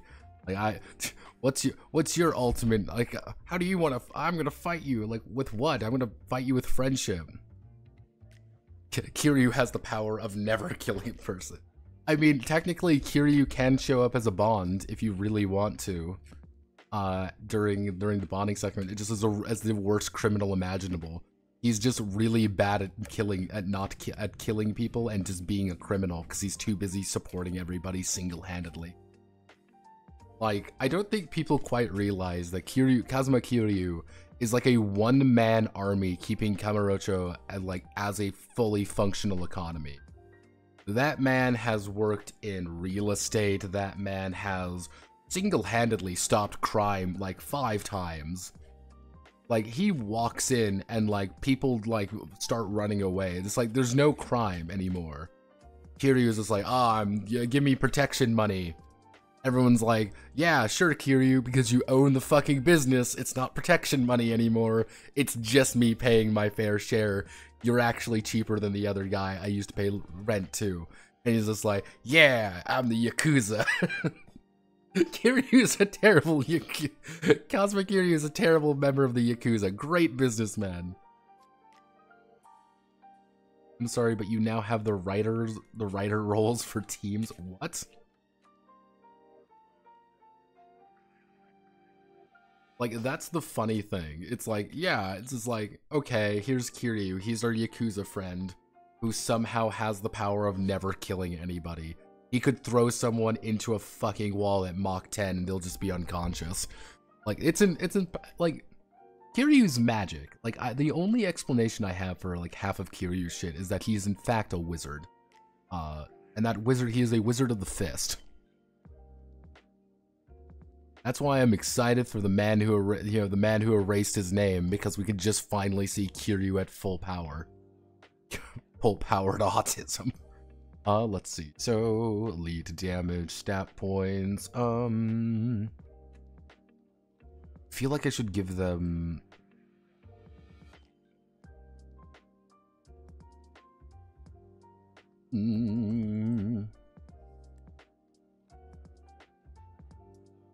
Wounds, because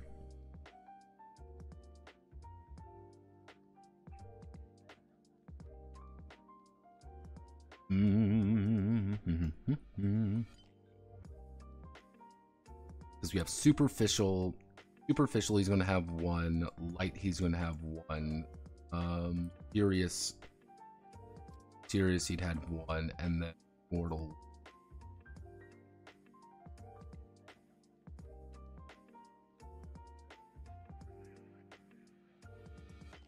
Because then it would be level 1. If we go up to the first major one, they're going to get 2 superficial wounds.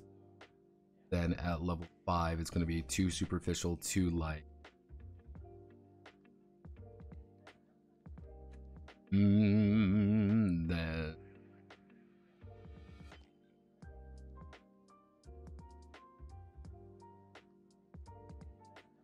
Then when we promote up further, we're going to Furious with this.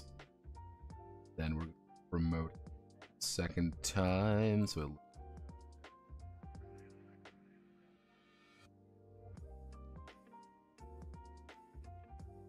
his final, the fucking super final form, he's just gonna get a 3rd superficial. Like, to give you an idea, like an elite at full, you have to reduce his dress to 0. Then you have to claw your way through 5, 6, 7, 8. You have to claw yourself through 8 fucking wounds. Like a fully level 10 elite is gonna take forever to fucking kill unless you start blasting a motherfucker.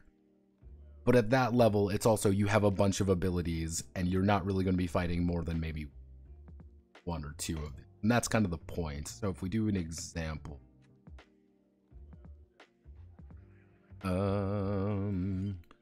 Maria, he, Maria, who, Maria, ha, ha.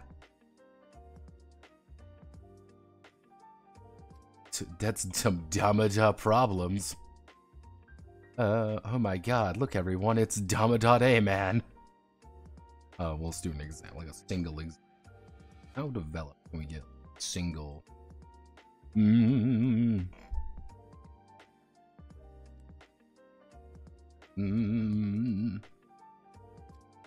What would be a good, samurai boss? We're gonna make the samurai boss because the samurai buster was that, so let's make him level 6. So, since he is level 6, he's got 23 stat points. He's not going to be in that. He's going to be his full Samurai Buster armor.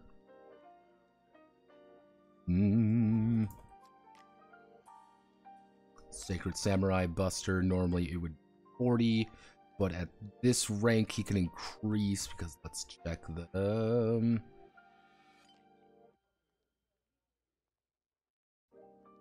Because if we do the, let's see, increase just by 5, let's say he's had it for, okay, so if he's level 6, so technically, an elite with Sacred Samurai Buster would look like this. He is a fucking Superman. This man is a tank, but you should also be doing like an insane amount of damage to him. Like, just blast this motherfucker the moment you see him.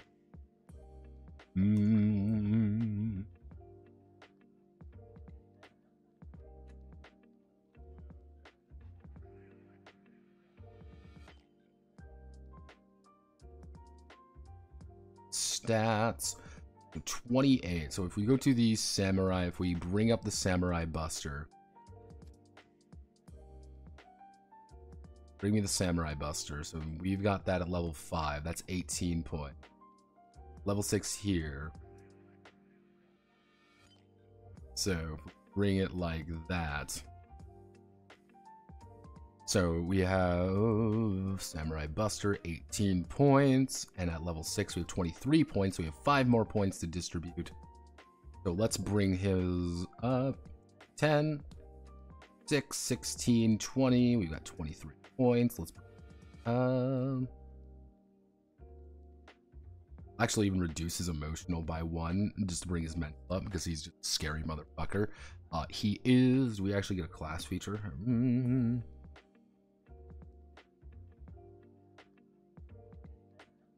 Rechosen skills. So we want, he's effectively, because he is a, let's choose his skills real fast. I already know what his skills are going to be because that's who he is. He's going to have melee, Bushido, and force. 3. How many skill? Actually, no. Stat points. We need fight for skill points. So it's actually going to be effectively going to be the same thing, but we're going to reduce the number down just to make things a little bit easier. Because even numbers are easy. Remember that, everybody. That's the most important thing you must always remember about life. Even numbers are simple numbers. So his skills are Bushido, melee, and force. So we're going to have, and he has at level 6 22 points to distribute between all of these. He is going to, of course, put 6 points in Bushido.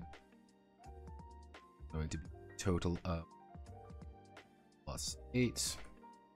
Is going to put 10 points in melee. 16.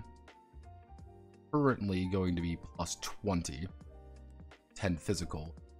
Force is going to be, we're going to say 8. Also going to be plus 18. So that's 16, that's 18, 24. Yeah, here we go.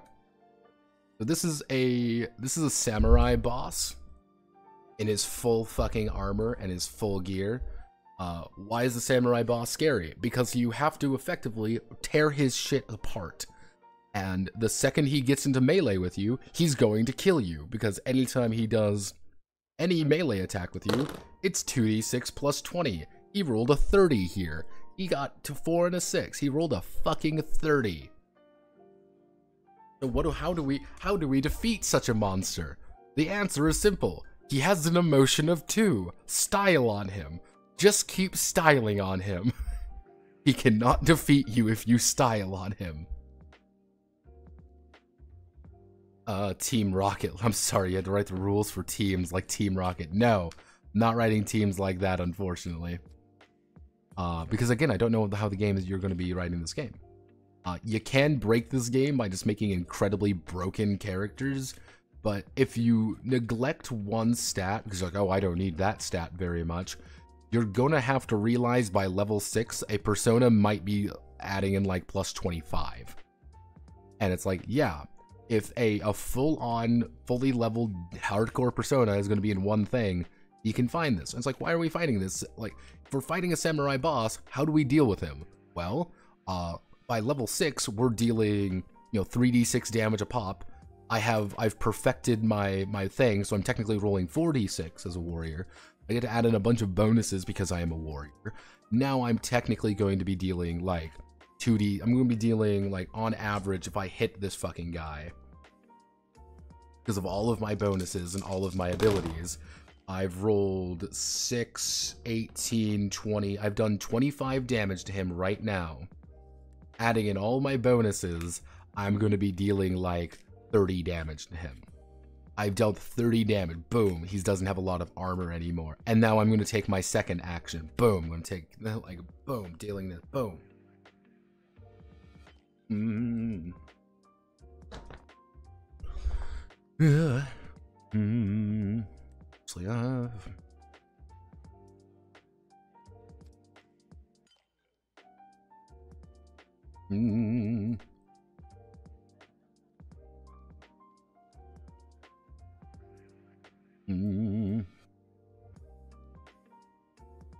They're just going to get a linear amount of power points. Nothing really too exciting. Let's see. Against Persona of the Field, they have both of their actions every round. They have both of their actions every round. Have enough room for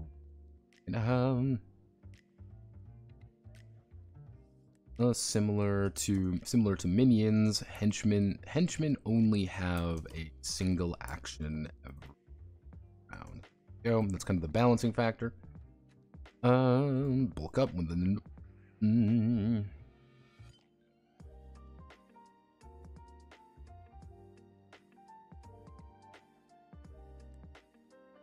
and they can own in addition to all of that, they may only act once per round. Go easy, lemianos, squeeziacios. Elites have a lot of things that go for them, but it's like you don't need to give him, like, the samurai boss can't cast magic. He has no need for fucking magic, so why would he have it? You say style on him, and now I'm thinking the game needs to style me, giving bonuses for success and removing the bonus when you fail or take damage. I do have something like that. It's for a completely different game. Which, hey, someone reached out to me on Patreon actually and was like, "Hey, how much would it cost to make a pretty cure RPG?" I'm like, $120 in the ballpark. However, I do have a system for this. I've been meaning to do more with the beat system for a while now, because I really like the beat system, the beat combat system. It's a fun thing that I made on complete fucking accident. And I've been wanting to do more with it, but I just haven't really found the ability to do such. I need to actually make Iedusius Lux into an actual, honest-to-God, like, PDF one day. That's going to be one of those games that I quite literally already have an artist, like, lined up. I know exactly who I want to do it, because they care about that game a lot. And I would just be like, how much money do you want to make this thing a reality? And it's going to be Coomer Core the entire time, because the thing what I would need to do is effectively make 2 versions of that game. One would quite literally be the, like, Christian version, like the good boy version where everything is just really nice and simple. The other would be Coomer Core. That's the thing. It would just be complete Coomer Core, and it would be amazing. Iedusius Lux is one of those games that I would literally like. The current PDF project this month is actually Chimera Dreamers. I haven't started on that one yet, but I do know it's not a very long game, and I know how to do it. It's just going to take some time. I'll probably make it another Square game, because I like Square books now. I have come to appreciate the Square, because they are very strange and they force you to work in different contexts. Eagles and Rifles is done, luckily. I need to upload that, actually. I need to upload that in Project Inchling. But doing that is hard, and I don't want to do it. Owie, zowie, my bones! My bones! There we go. Technically should this. Okay, so final threat. Villains. Villains are going to be super easy. Villains are the ultimate threat to the persona. Ultimate threat to the persona. They represent the innate they represent the innate problems and sins of the current scenario, and are more than capable of fighting an individual persona on their own terms. Not only are they strong, but they are crafty, clever, and always willing to play dirty. A villain, by all accounts, is just a persona. A villain, by all accounts, is just a persona. However, they will always be at least 2 levels high.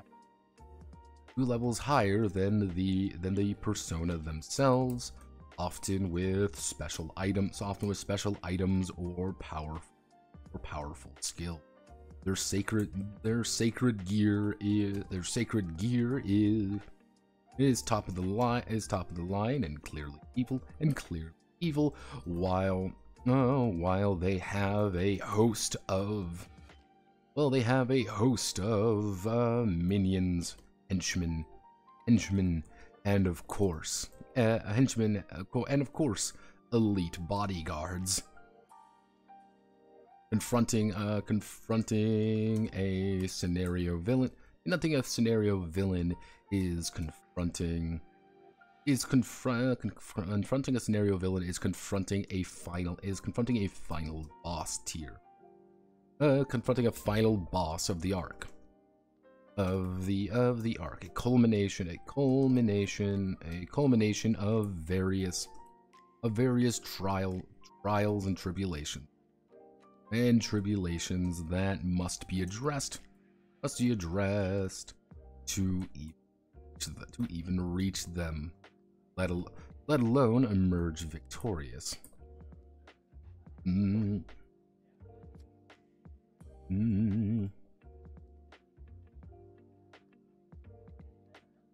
Confronting Connie. Oh my, it's a Connie episode. No! I can't believe it's a fucking Connie episode. Let's see. However, as a small benefit, villains rarely have anything resembling links, just using their minions as disposable fodder, or as subordinates.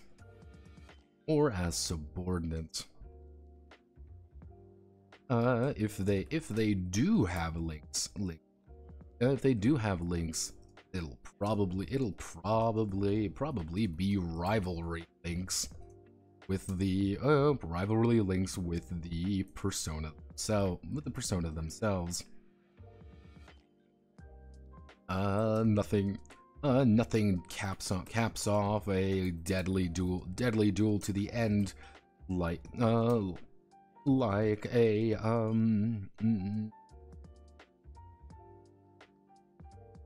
spiteful attack at the heart of a long rival. Caps off a deadly duel to the end, like a spiteful attack at the heart of a long rival. Effectively, they can use these fucking things right up here. They can use feud actions, which is very scary, because feud actions are things like, hey, I can retaliatory strike you, so if you're going in for the killing blow, oh, I'm gonna use retaliatory strike and immediately damage both of us so we both die. It's like, yeah, hey, I'm gonna take a wound, so you take a wound.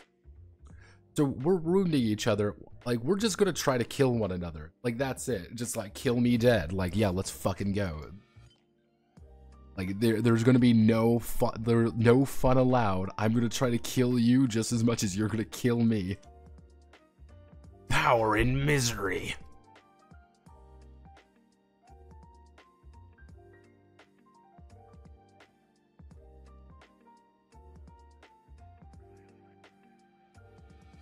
Time has come, and so have I. All of these voices inside my head. I'm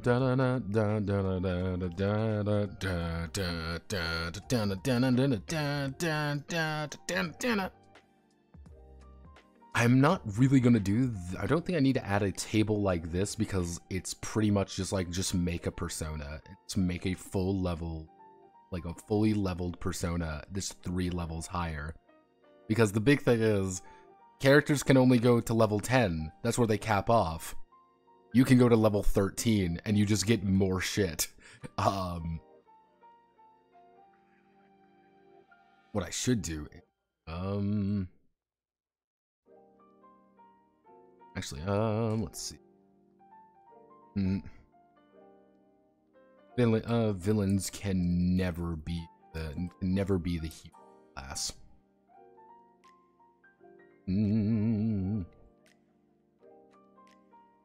It'd be 10 to 11, and then we do 12 to 13. Total links they can have is 12. Actually, the total links they would have is 13, and they're going to be doing 60 damage at this point. Just kind of putting this as a little note right here. Is there any other like major things I need to note about this?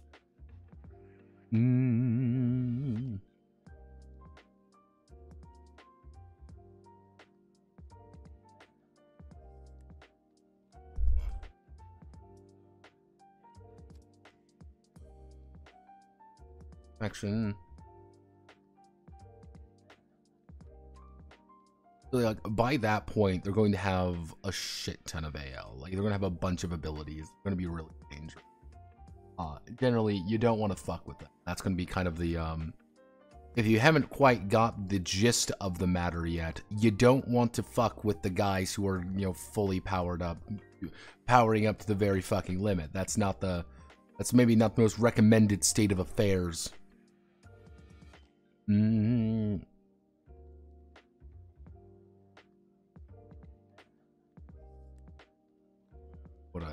Put a note there. So we just put a big ass image right there. Actually, what we should do is I'm gonna put a note here. Basic encounter design. Basic encounter design. Side note. Basic encounter design. Generally speaking, persona can deal with minions. Actually, generally speaking, generally speaking, the persona's average level. Let's see, the persona's average level should be factored in to determine the rough power levels of various enemies. Minions can be actively inserted into the battle. Minions can be actively inserted into the battle without much consequence. Outside of numbers. Roughly 2 times persona. Roughly 2 times persona. Number of them, in addition to being one up or down from their current level. If they're level 1, you can reasonably expect them to fight. There's 4 persona, about 8 sets of minions at like level 0, level 1, or level 2. They're not going to be very threatening. Because the minions are not supposed to be threatening. That's the point. They are supposed to be like pretty minor. It's if you're throwing a bunch of numbers at them, though, it's like, yeah, you're gonna have to kind of understand like they're rolling out a 2 or whatever.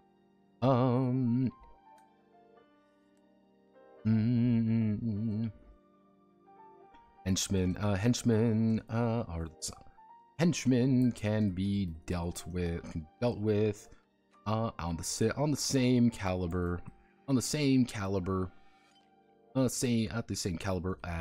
the persona of equal level. If they are one level lower, then they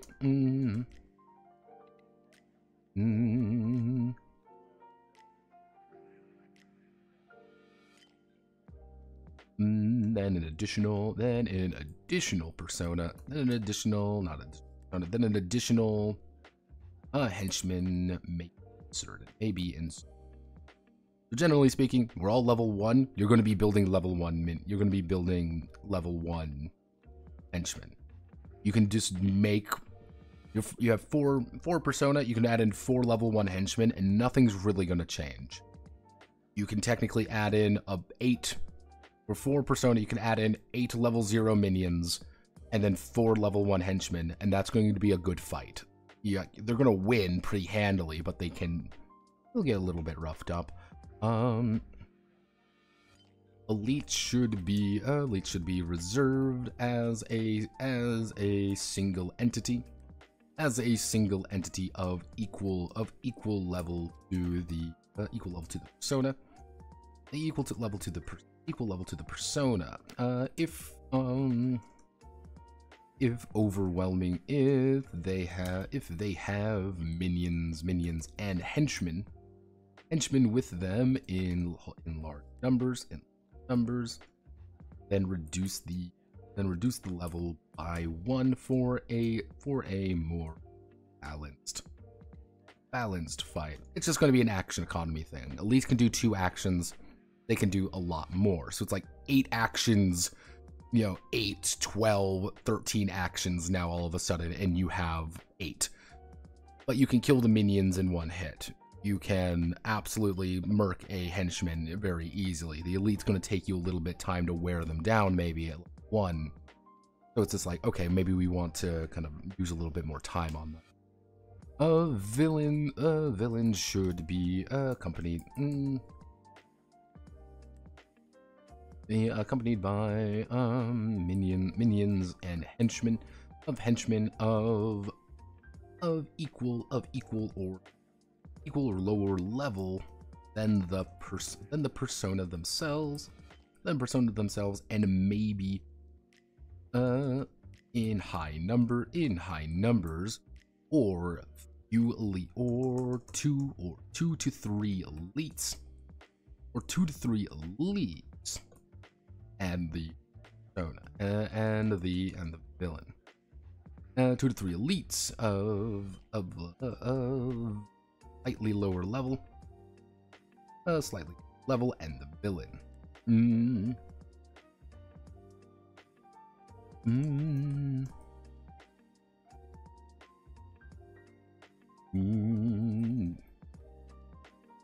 Let's see. Anytime the villain is being fought before the climax, they will often retreat. Early.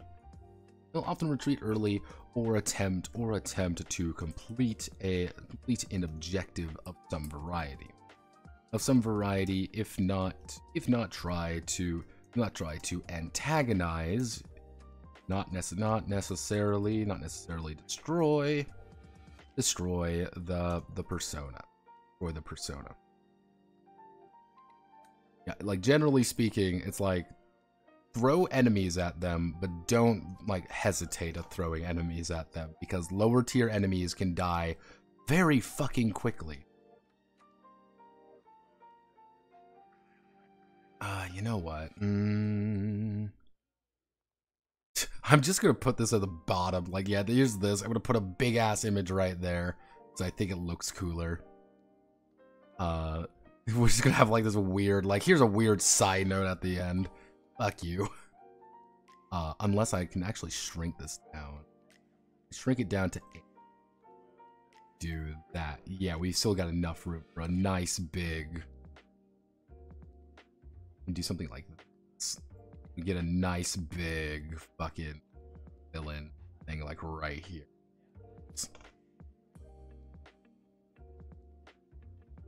No, Pat, you should have somebody who's going from enemies to lovers or redemption arc. Somebody is your... someone is you, right? I mean, if you want to do that, that's perfectly fine. I'm not going to put mechanics in for it because it really depends on the situation. But, like, the big thing is, if you have a rival and, like, yeah, you beat them up and you win, it's like, yeah, we want to be friends with you. Like, there's no reason for us to fight anymore. And being like, cool, let's be friends. And then you have a bond with them. It's like, yeah, you can convert anyone into a bond of some variety. Like, that's fine. Rivalry can automatically be converted into other bond types. And if, hey, here's the evil fucking villain who is, you know, here's Black Mask the villain. He's a level 6 villain. And he's clearly evil and he's committing crimes across the city. And you beat him up and he's just like, hey, I'm doing it because I'm just a fucking jackass. He's like, cool, you're gonna be redeemed. How are we gonna redeem me? Well, you're gonna try to be a good guy and you're gonna help us out. I'm like, okay, I'll help you all out because I'm a nice guy now.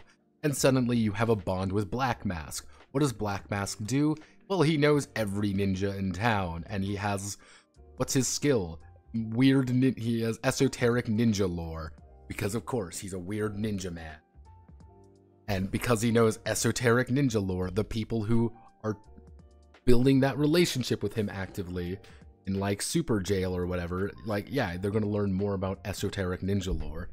And you're going to get the one girl who's like a little bit too attracted to the scary ninja villain who's going to be like, I want to have a relationship with scary villain, with scary man who nearly killed me like 4 times, and be like, bitch, you're weird, but okay.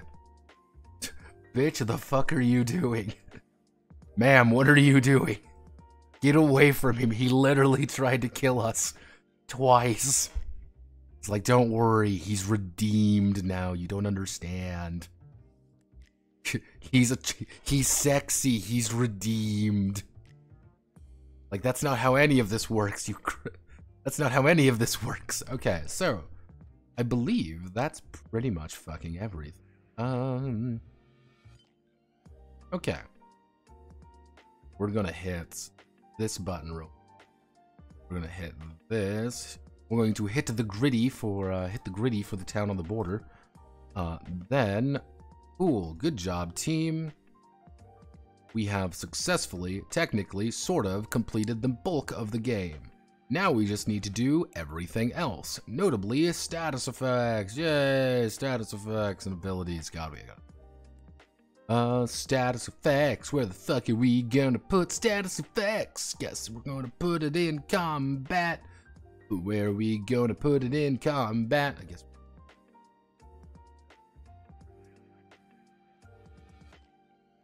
I guess we'll put it like right. Maybe put it as heading.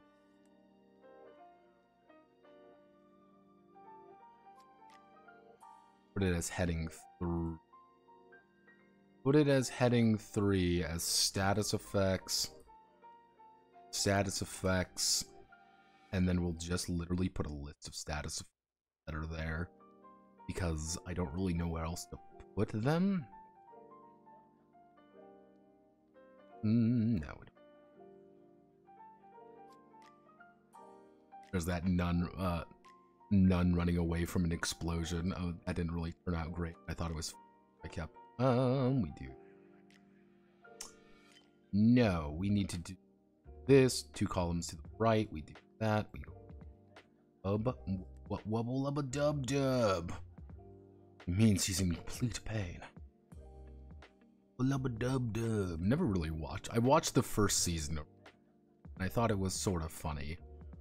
But then it just became very cringy.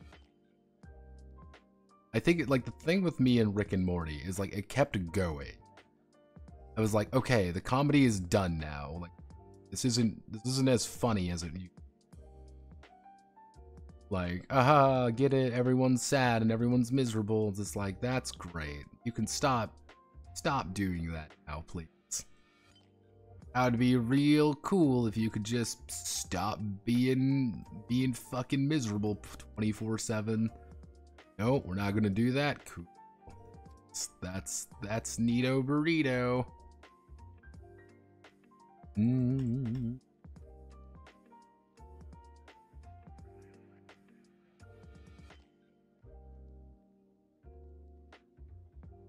Actually, I guess we can just do like big ass. We just do a big ass list, that could work. Yeah. Black mask, as opposed to all the other ninjas in neon pink and blue masks. I'll have you know, Sterner, I believe only in the most capable ninjas. I'll have you know, my bright orange jumpsuit ninjas are not only canon, they are necessary for the survival of the setting. You may not like it, but orange jumpsuits are peak ninja.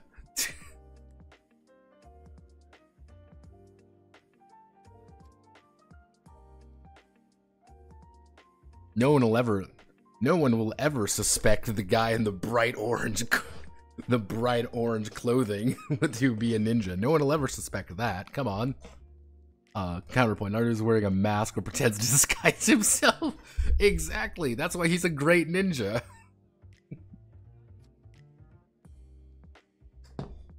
Believe it.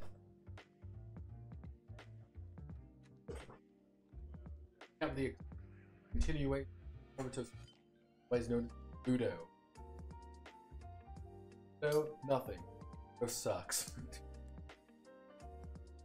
I never hear anyone say anything positive about Boruto.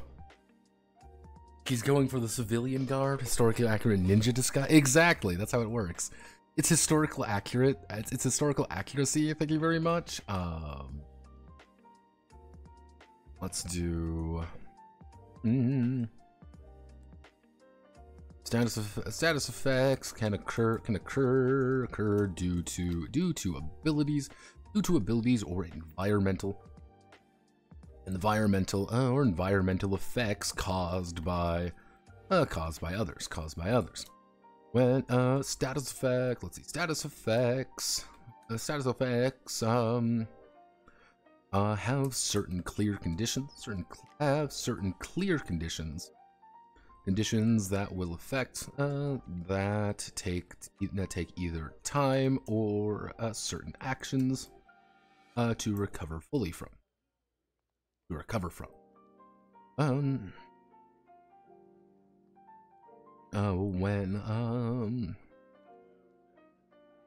Yeah, there we go.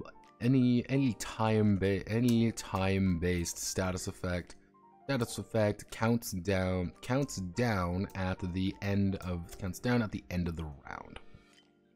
Yep, just very clearly enunciating, like, this is what happens.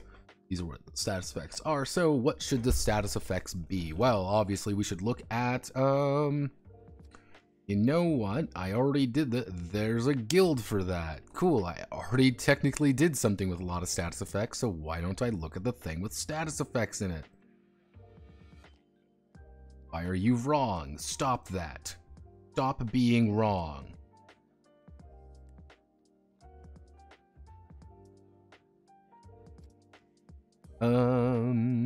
Actions, conditions, and aids. There we go. So, if we do that, let's just quickly add in some of these. So, they're not going to be Moolish anymore. They are going to be Montresort. 10. We're not going to do that anymore. You can be actually 8. So bleed. The characters bleeding badly. They gain bleeding badly. They gain a wound at the end of the round. They gain a wound at the end of the round. Maybe Mm. Mm. Let's see. Let's see. Characters bleeding badly. They gain a wound at the end of the round. Until the bleed stacks. Until they recover, or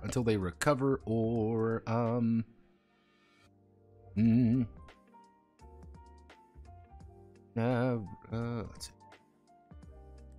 Bleed. The character, the persona is bleeding badly. They gain a wound. They gain a wound at the end of the round. Depending on the number of bleeds active, at the end of every round. A stack of bleed is removed. No bleed stacks remain. When there is no more bleed, the effect ends. Or you can recover. That's the thing. Or you can recover. Drained. The persona loses. The persona cannot use any power point. Cannot use any power points, and is considered to be at. Must recover from. Lasts until the persona recovered. Yeah, like drained sucks. You're just fucking drained.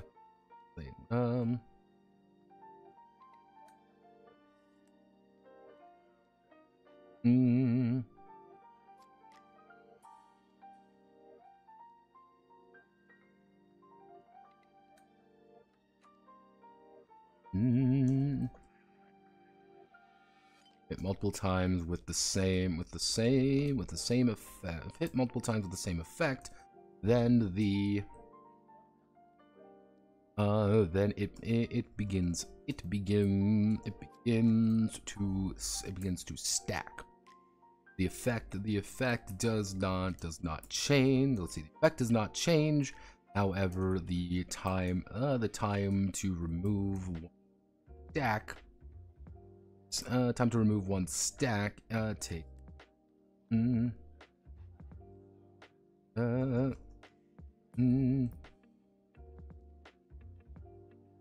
Now removing one stack reduces the effects. However, the effect continues until all stacks are. Hence the value of the recovery action, because that just removes everything. But you're spending an action getting rid of drained, but having multiple drain doesn't do anything really. 0 PP. How long can trade between hidden villages? Cringy. Good stuff is sparse and relative to you knowing stuff from Naruto. What about the Grim Ninjas? What about Green Ninja? They trade with each other just because they don't want to industrialize, because it could lead to corporate ninja war. Different from clan village ninja war. Ninja to wizard understand it as Japanese Harry Potter. In Boruto's time, because Ninja and Naruto and Sasuke are so fucking strong, they do industrialize. New generation ninja don't really know how to fight. Well, it's one of those weird things because they do have like TVs. Like that's I distinctly remember that, and that really is what brought me out of Naruto like very completely. Is like they have a TV at one point, and they're just watching TV. And it's one of those moments you kind of pause and you're like, I'm kind of out of this. Even in like my childhood brain, I was like, no, this is dumb.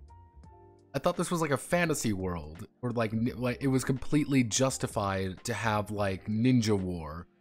And it was like, oh, we need a ninja to like go from another village. But you can just call someone. Like, that's the thing. Like, you can just call someone on a phone. Like, we don't need to deliver this, oh, we need to deliver this super secret ninja message. It's just like, no, call them on your fucking cell phone. because that's what we can do, because we have a television. Like, and that's just weird to me. It's just like, yeah, that kind of takes away from the ninja coolness when someone can just bring up a phone, or like, oh no, someone has a gun. Like that. It's, yeah, everyone's just a witch with a ninja aesthetic, and that's what it brought me out of it. It was like I couldn't do it anymore.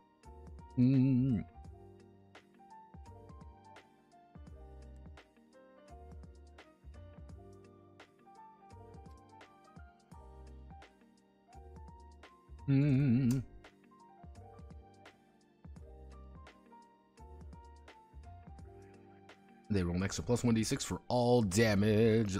Lasts until at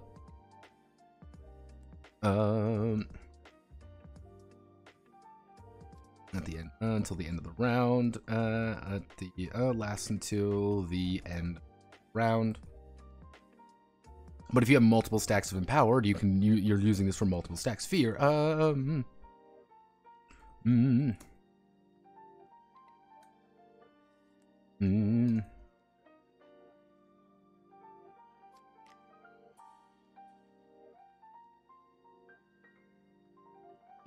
the end of the round, they make a standard. They make a standard emotional judgment. If successful, they suffer no ill effects. If successful, they only have a single action the next round. If they fail, they have no actions. They have no actions. Lasts until the end of the round. If you have been afflicted by fear fucking 3, guess what? You're not moving. And it's like, hey, you want to make a judgment for like, hey, can I add Bushido to this? Like, hell yeah, add Bushido to this.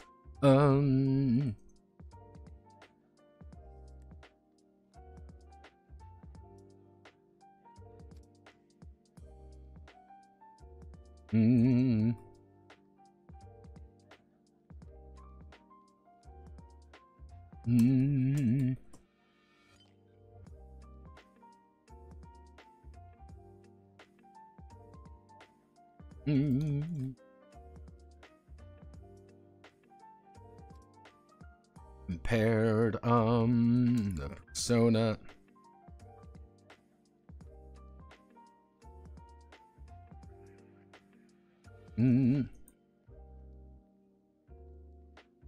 All actions are considered difficult, and they take negative 1d6 to all action. Negative 1d6 to all. All actions are considered difficult. They take all actions are considered difficult, so pretty much they lose 1d6 on everything, which a standard attack now is 1d6 plus whatever that is. Must be lasts until the persona recovers.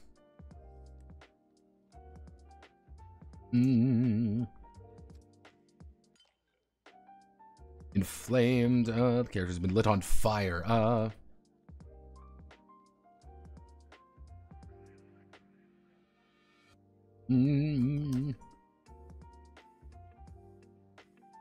Actually, at the end of their, they gain a wound at the end of their at the end of any action. They gain a wound at the end of any action that isn't recovery.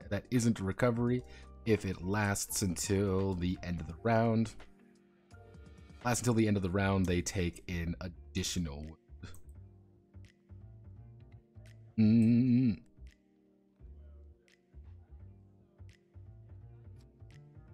So pretty much is like, hey, you've been lit on fire. If you do anything that isn't putting yourself out, you're gonna take a wound. If it lasts until the end of the round, if you still have it at the end, it's gonna dissipate, but you're taking a wound. So if you have multiple stacks of inflamed, you're still taking a wound, mind you. You're just taking more wounds.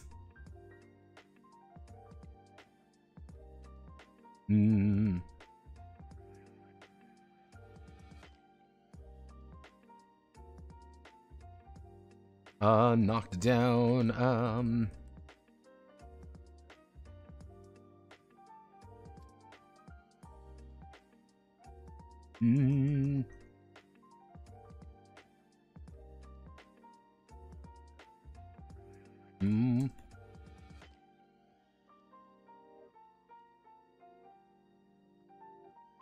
On all actions and cannot, and let's see, difficulty on all actions and cannot move. Yeah, so it's like you've been knocked on your ass. You can't do anything until you spend an action to stand back up, or you have all this, and it lasts until you do it. Effectively, you're making a recovery action to stand back up. That's what it is.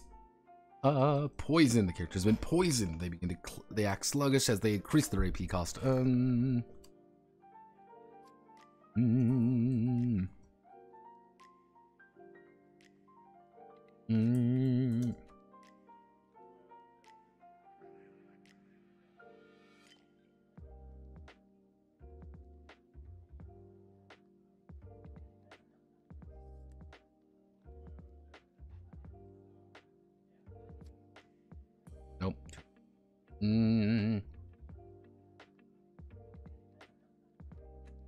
All actions are considered hard. 2d6. Let's see, all actions are considered hard until they recover or are regeneration. No, I'm not gonna have regeneration. I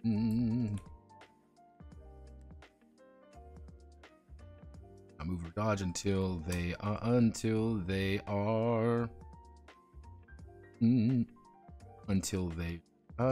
recover, or an ally cuts them out. Cuts them out for an action.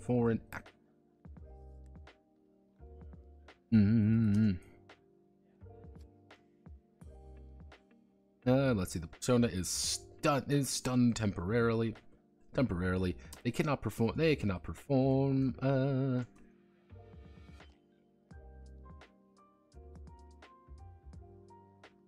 I don't want to do stun. Stun is always one of those conditions you always need to put in these fucking games.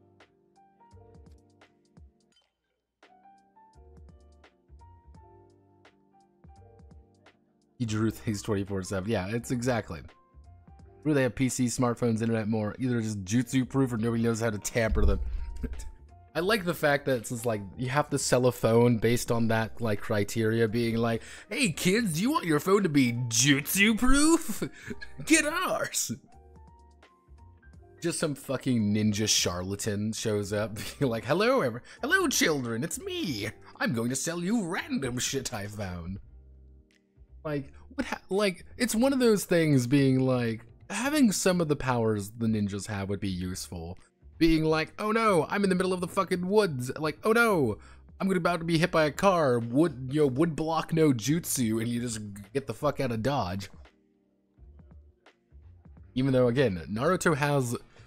The fact that in one of the movies, Naruto uses fucking sexy jutsu to kick the shit out of the embodiment of chakra. It's like, oh, this is it. And I love the fucking line being just like, leave it to Naruto to use the stupidest fucking technique to beat the final villain. Like, this is it. It's the stupidest technique physically possible. And he fucking does it, because that is the epitome of Naruto for me. It's just like, how do we use bullshit super techniques to get the hell out of dodge? It's like, I'm gonna use my, fucking cock no jutsu to get the hell out of this one. Damn, this bitch is crazy. I'm gonna have to unleash my special technique of cock bending. Ah, cock bending. 2 tiers of stun. Stun 1 to 1 AP. Concuss, skip a turn. Like, we don't really have like AP or anything. This is from the previous game. There's a guild for that. They had AP.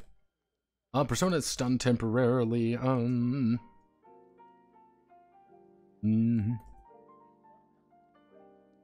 They lose an action. If they are stunned again, they lose both actions. If they are stunned a third time, they are knocked down. If they are stunned a fourth time, they lose all they cannot act next turn. That's kind of the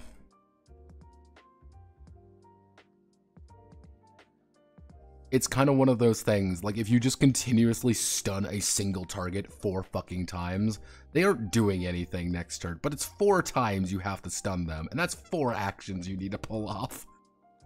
So it's like 2 people actively using like the stun. No, that's dumb.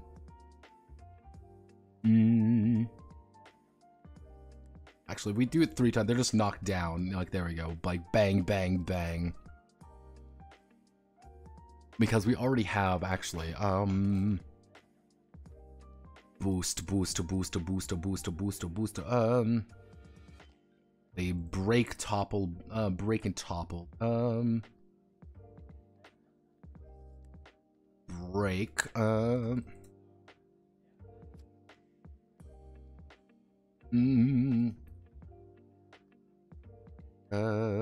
let's see. Break enables the link partner themselves with an attack to break an enemy.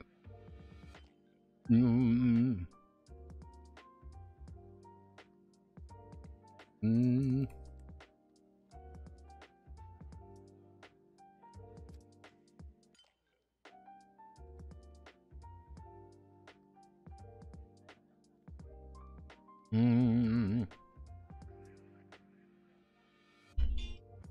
me 1 second. I'm getting. Oh, I will be back in a second.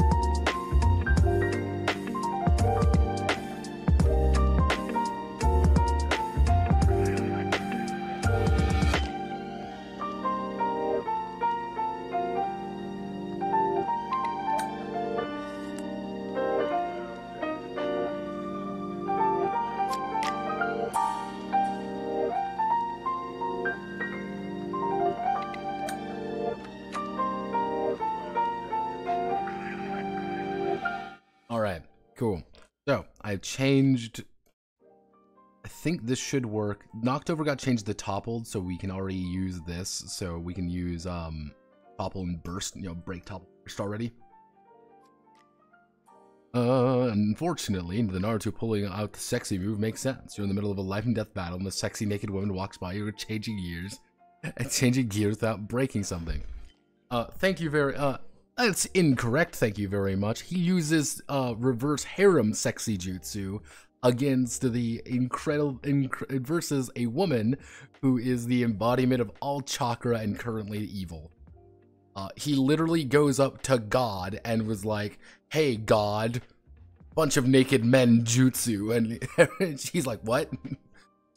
Which causes Susuke to use his fucking devil trigger, I guess, Sasuke uses Devil Trigger and then they beat the shit out of her. Because we are equal opportunity. We are equal opportunity beat the shit out of people.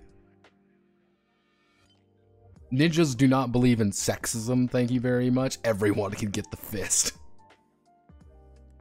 Alright, so that's all the status effects. That's all of the... Okay, so we've got all our status effects. We've got everything else. Now we get to start making all of the abilities. And it's going to be great. Alright, everybody, let's make some abilities! Woo! We'll start with Warrior. Alright, so Warrior, what is your thing? Warrior is supposed to be... like, just a brick shithouse. Like, they're supposed to be incredibly strong, incredibly capable people who are able to do a little bit of everything. You get things like, hey, you want to be a knight? You have no ranged ability. You can use ranged attacks, but you have, you know, melee at 5. Like, you're going to be rolling +5. You have really high Bushido. You have not great Bushido, but you have it. You have a lot of force. You want to bash down things. You want to hurt people. Samurai are really good across the board. You got a little bit of everything. They're pretty good. So, plus AL initiative to judgment. So, +5 initiative right off for initiative judgments at max level. Warrior takes a wound. They take plus AL to the next judgment. Vengeance works. Undying, they get a bunch of new wounds. Actually, what we could do is...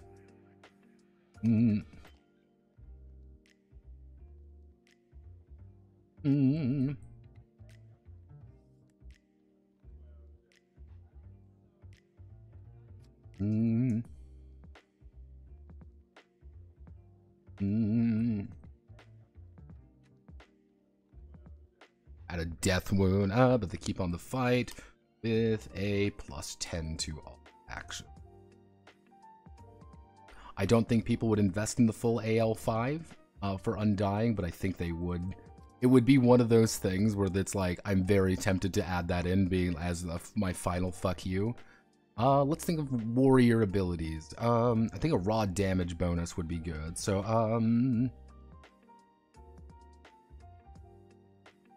brilliance. Warrior adds... So,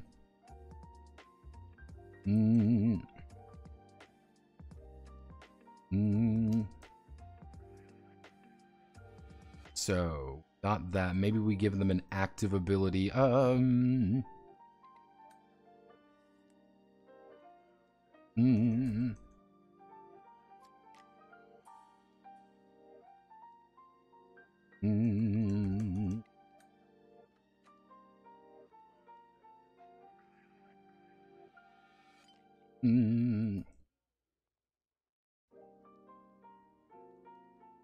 Let's see. The warrior makes a second attack against the target with no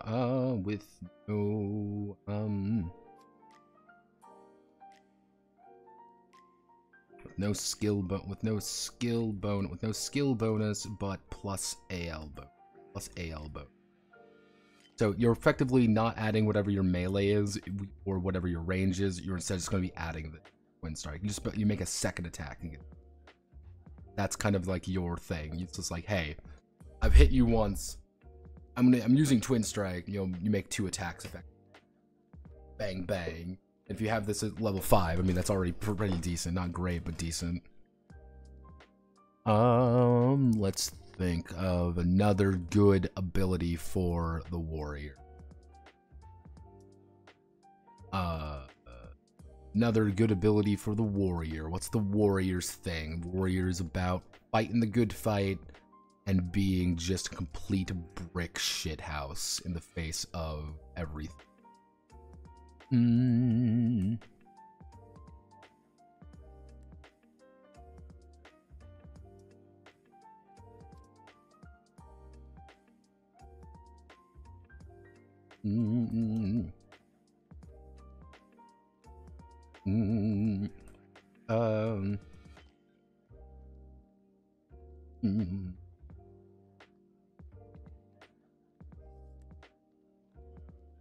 Devil warrior. When the warrior defeats Let's see. The Wonder Warrior defeats a minion. Defeats a minion group.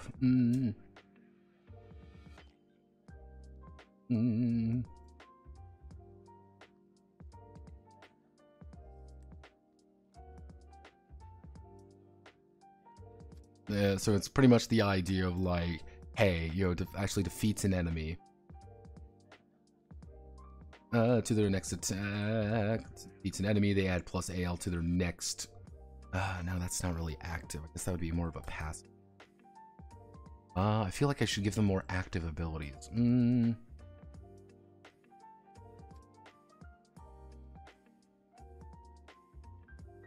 Reduced damage might be a good one.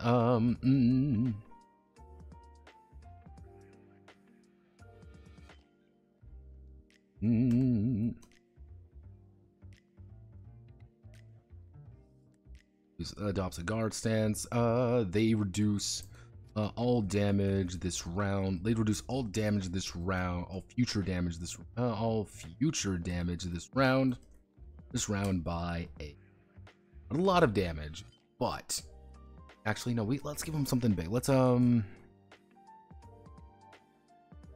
do physical. Let's do physical plus AL. So the higher their physical attribute gets, the better their actual guard stance is going to be. So it's kind of like, hey, I'm gonna guard stance. I'm using my action to you pretty much deflect damage. Like, I don't want to die. Boom, guard stance. Hit me with everything you have, and it's like, yeah, I'm gonna reduce this by like 16 damage. Bang, fuck you. I'm really fucking good at my job. It's you powering in pain. Yeah, that's actually a good one.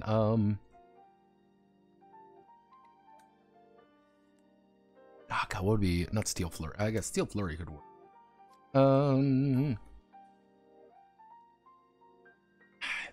Because the thing is, like, the warrior's supposed to be kind of a, well, you know what? Let's just do the warrior.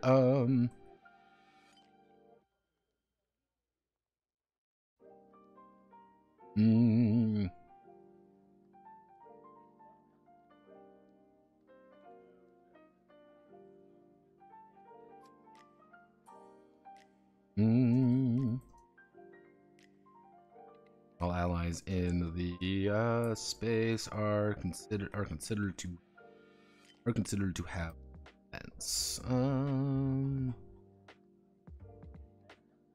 Let me go here. Let me just double check. Considered to have full defense. No, actually no. AL allies, so pretty much ability level allies in the space, are considered to have full defense. So pretty much you're granting people full defense, which is a plus 1d6 on their next defensive action. Which could be pretty useful for, actually, if you're playing a range, this is the thing, if you're playing a range character, that's actually really useful because you can go up there and actually protect the wizards more effectively. So it's kind of like, do you want to protect your frontliners, or do you want to, like, some of your, like, DPS guys, or do you want to protect your people? And you can elect to, do it yourself. Like, yeah. Okay, so yeah, the warrior seems pretty good. I might, again, all this space, what I might end up doing is doing this in, like, 3s instead. So, like, even, like, doing, like, 2. So it'd be, like, 2, 4, 6, 8. And, like, do that a little bit more just to bump this up and make it a little bit easier to read. This is, Wizard's pretty much done. Like, the main thing the Wizard ends up getting, it's things like Cantrip Mastery, Wizard may focus, get all their... Perfected Focus is the dangerous one, but these are all the rote spells they can get. They can technically get 15 rote spells and reduce the cost of almost all of their abilities. Their spells very cheap.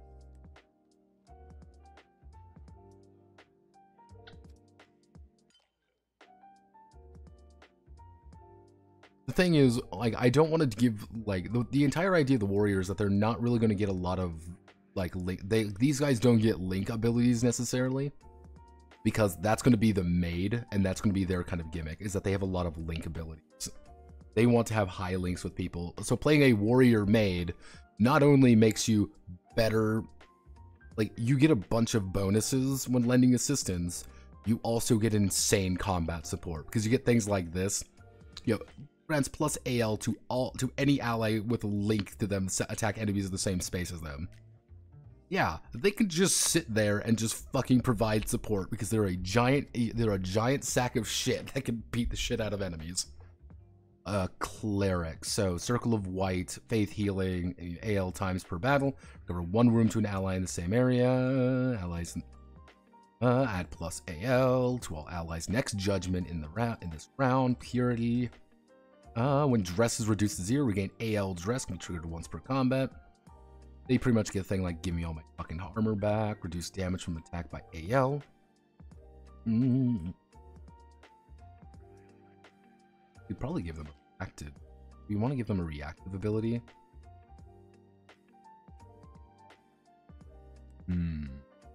We could just give them more skills. That could be an option. Because I'll think on. That's a question because they don't have a reactive ability.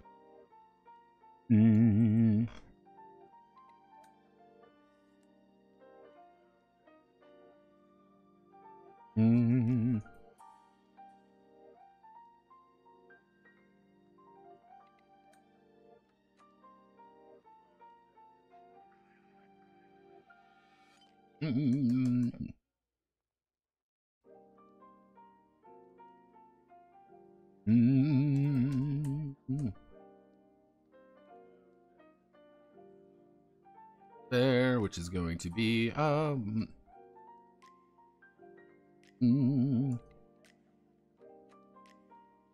may reroll any dialogue skill. May reroll any dialogue skill.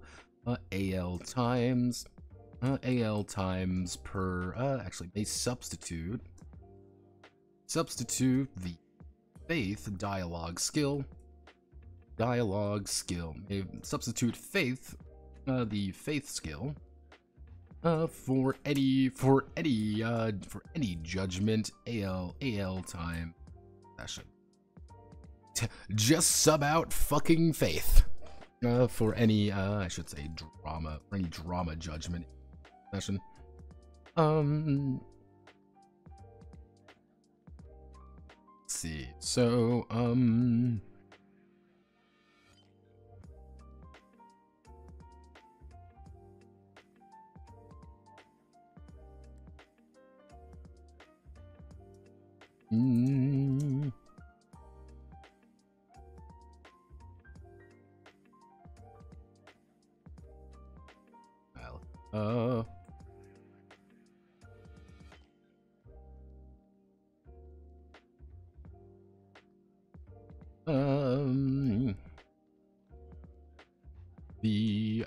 the cleric may actually and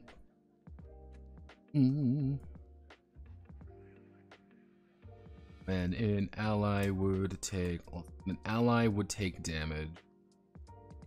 They may reroll their defense, adding the cleric's faith skill.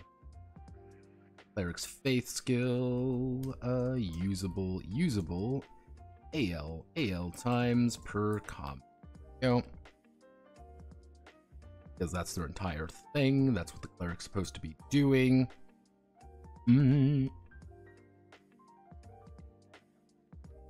Let's think. What would be another good?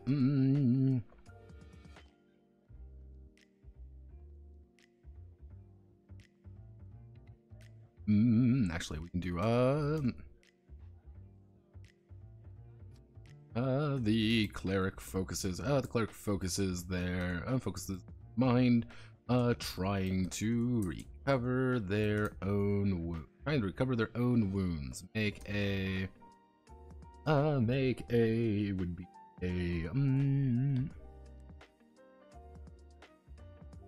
difficult. Make a difficult standard. Make a standard judge. Make a difficult standard judgment. Make a difficult standard judgment. Adding difficult standards. AL ability level. No, it would be mental. I guess it would be mental. No, it would be mental faith. Mental faith judgment. Adding plus 8. So pretty much it's D6 plus all of those trying to beat a 10, which most likely you'll do to recover one wound. Not very efficient to do this, but you can recover your wounds. It's not efficient to do this, and you will get murked if you try to recover your wounds mid-combat, but you can do it. Probably need to give them. I don't really know what. Clerics can go down a couple different routes. Let's go down to Rogue. Rogue. Choose status effect.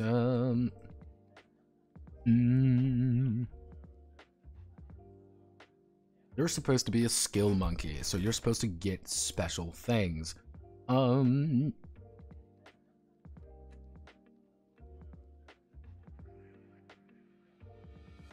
I? Who am I? D. Create a new identity. The rogue has multiple identities. Identities they can freely assume with their own links, with their own path. So it's like, yeah, I'm this person as well as this person, and you know, it's like, yeah, you have just multiple personalities, not necessarily multiple personalities, but it's like you have multiple kind of like friend groups. You're that kind of guy. Like, wait a second, what do you mean we're not your main friend group? Like, well, funny story about that, Chief. You are and aren't my main friend group. Haha, hee hoo hoo, it's very funny. You're like, no, it's not. Why would you do this to us? Like, well, fun fact. Let's see. Think. What would be some other good skills for the rogue?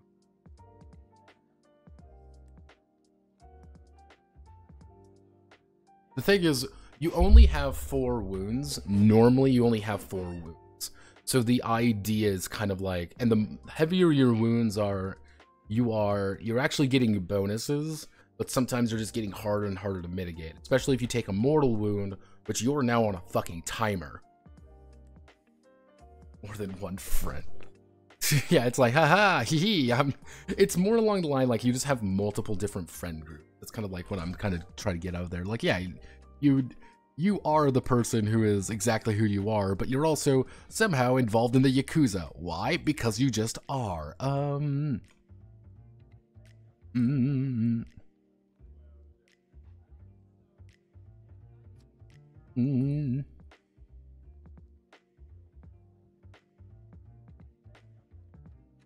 A rapid outfit change. Actually, that would be has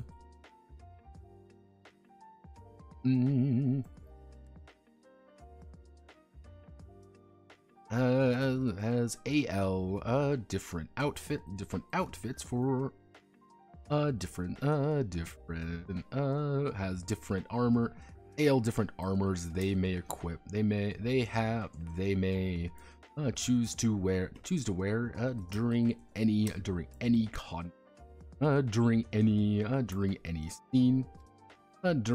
scene. So it's kind of one of those things like, if you want to switch to your battle armor, go for it. You have the ability to do such. Most people have 2, maybe 1 or 2 armors. You have maybe 7. But you can just freely change between 5 of them. So it's like, yeah, we're fighting a bunch of fucking nightmare creatures beyond the colors of time. Hey, maybe I'm gonna adopt my shinobi gear, but maybe it's time for the bunny suit. I'm like, yeah, go for it. Let's see, what abilities are we working with here?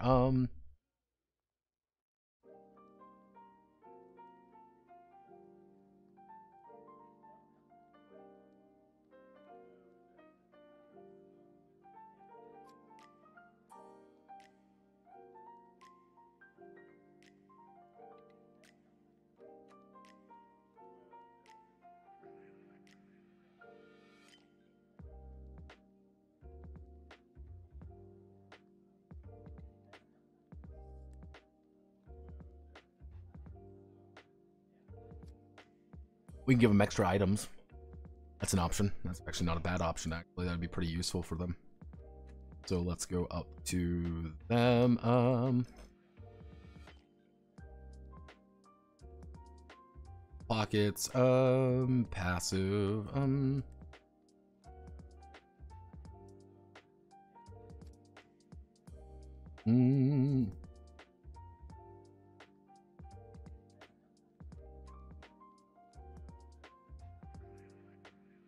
Yeah, the rogue has AL additional items on person.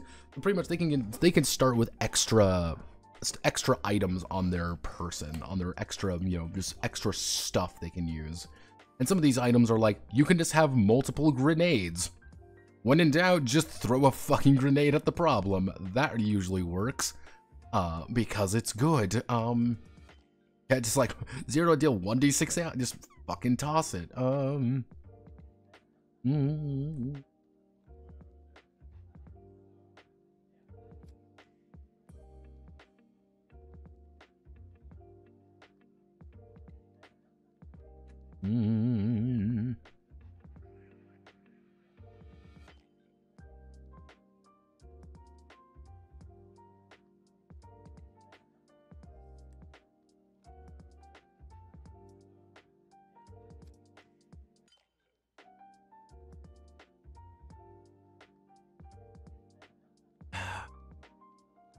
Want to be,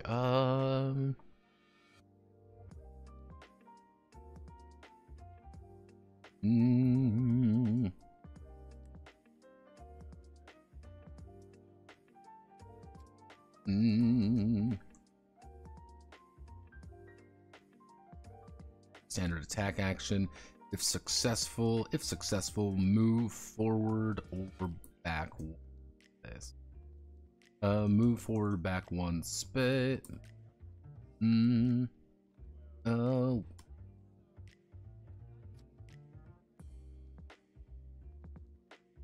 Successful, move forward, back 1 space. So it's kind of like, yeah, you get a bonus if you just go.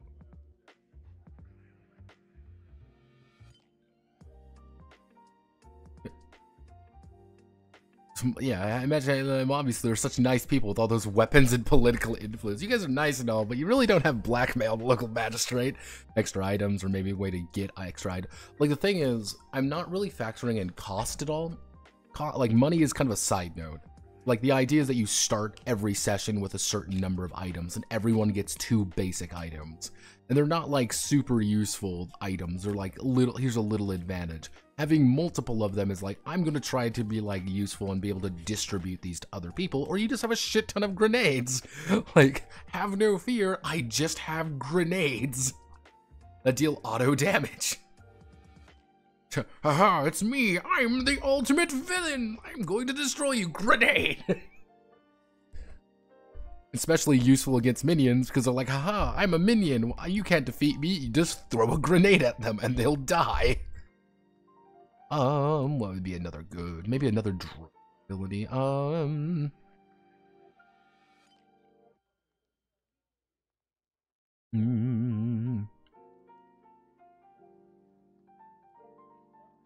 be a good.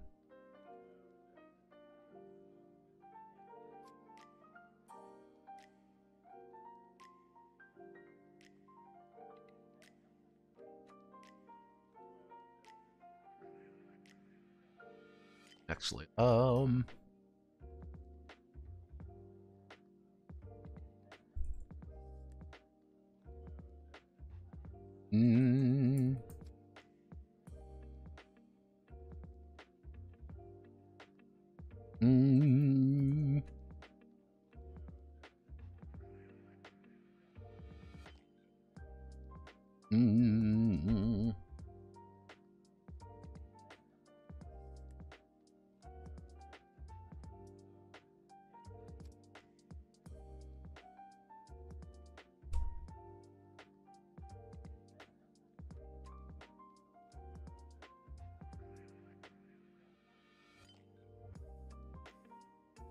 yeah, so rogues are really all about the drama phase and doing stuff like that, but it's not like, they also get things like in the ribs, they also get jump strike. tactical retreat. So it's like, yeah, you're being attacked. No, I'm not. I'm running away now. I'm using my reaction just to fucking book it. Like, I have a bunch of items and shit like that. So they're more utility-based. Hunter, what are we gonna do with you? So,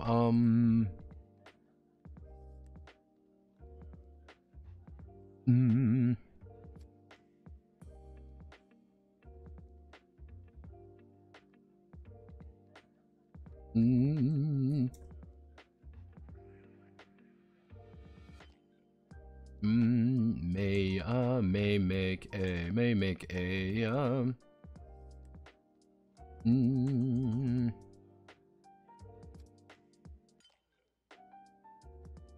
actually may make a reflex technical plus AL plus AL to avoid damage.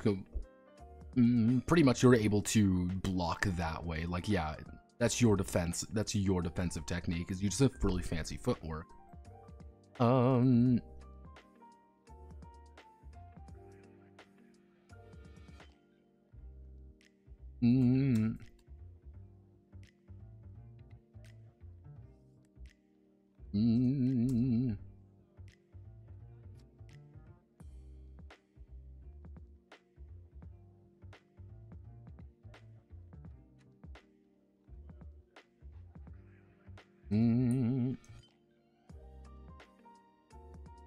Mark an enemy, gain plus AL to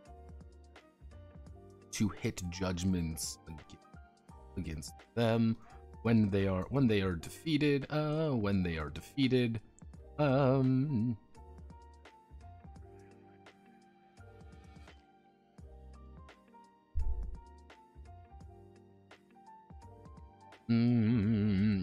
These guys, hunters, are all about doing, like, hunters are about like fighting the really big, like, elite enemies effectively. It's like, hey, this is an elite enemy, I'm gonna fucking fight them 1v1. All about 1v1s, where warriors are really about just fighting everything. These guys aren't. Throwing dynamite isn't a martial arts works well enough for me. Let's see, what would be a good,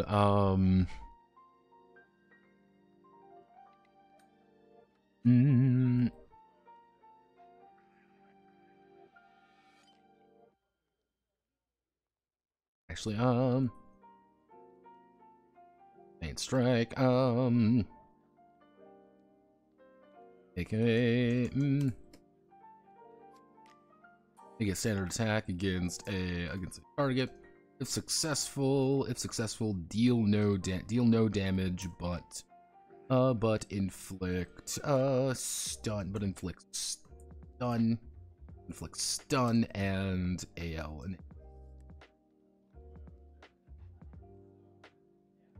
So it's kind of like the idea of like, hey, I'm really not gonna like do my full damage, but I'm doing a little bit of damage and stunning your ass. So it's like, yeah, you're only gonna get one action next round, so haha, fuck you. What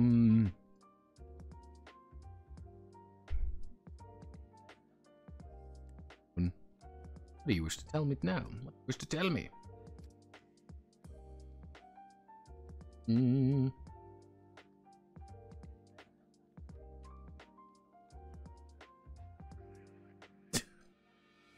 God bless my neighborhood. It's a shit show.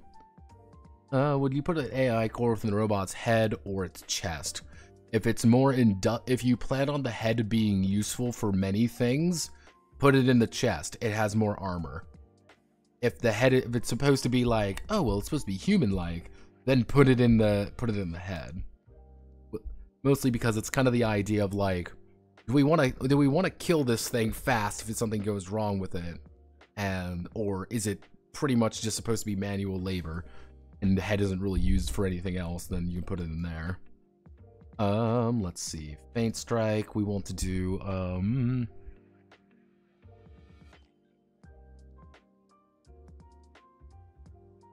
ultimate technique.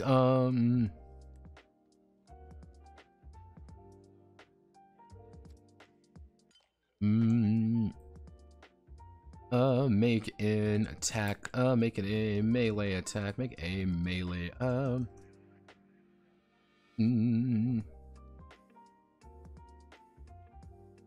Make an attack. Make an attack check at range 0.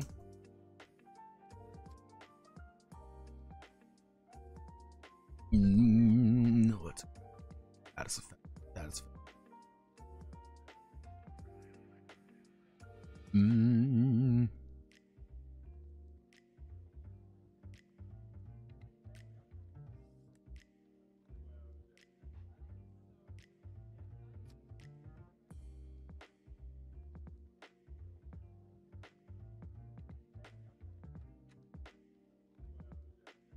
No, they're gonna get break and done.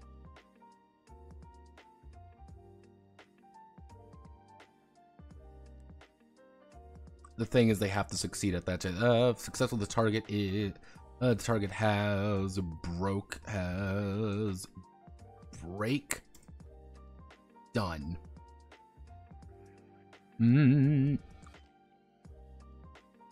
Deals AL damage. Ultimate technique is kicking them in the dick. As it's kind of like the tactical, punching you in the jaw kind of thing. Like there's no, like it's kind of like, hey, you're making like a standard attack, you can feint strike with anything. It's just like the range is 0. They have to be on you. That is not good for you overall. But hey, you can technically feint strike with a ranged weapon. We want to do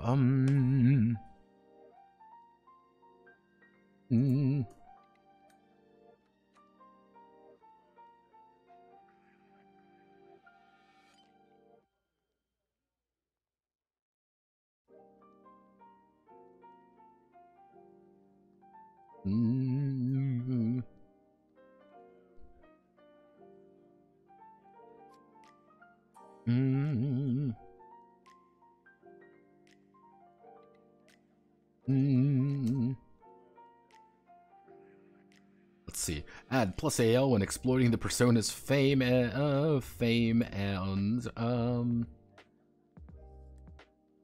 let's see. Add plus AL when exploiting the over others in a very social situation. Various situations. It's the fuck you, I'm famous. Let's see. What would be another good ability? What are some good abilities?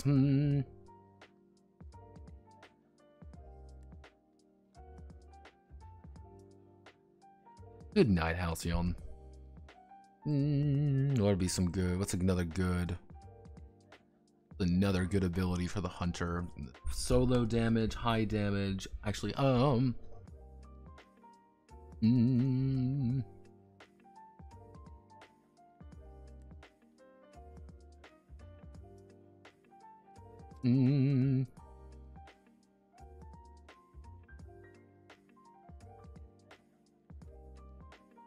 give themselves the empowered effect and add plus AL to their next attack.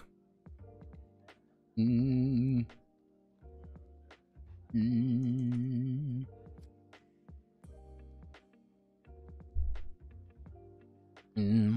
be another good one.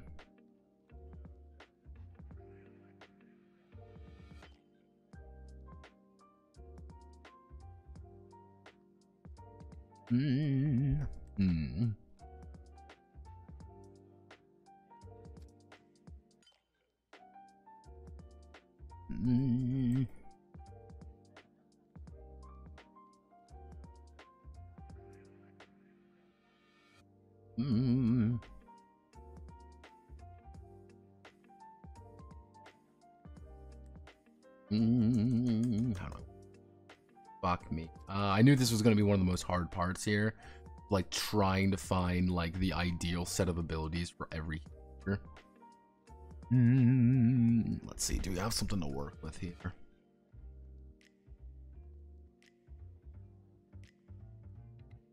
I guess we can give them a reroll. I guess we can give them,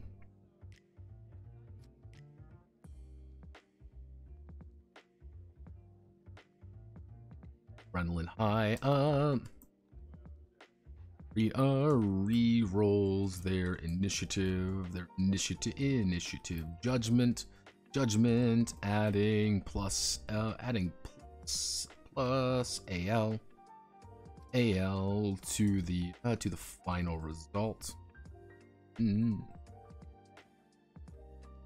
If it is higher than their current initiative, they take the new. If it is higher than their current initiative, they take the. Let's see, what would be the final?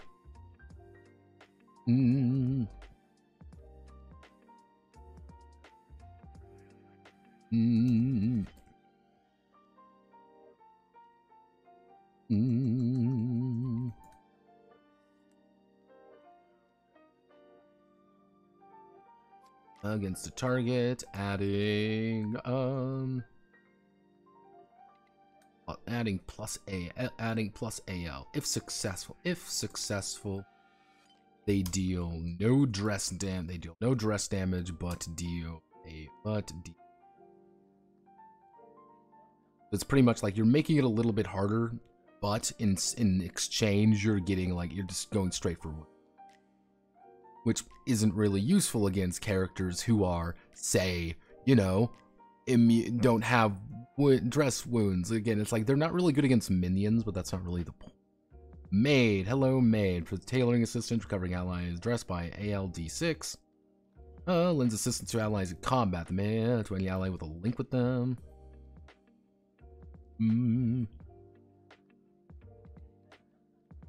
Oh, don't you crash on me, Google. There we go.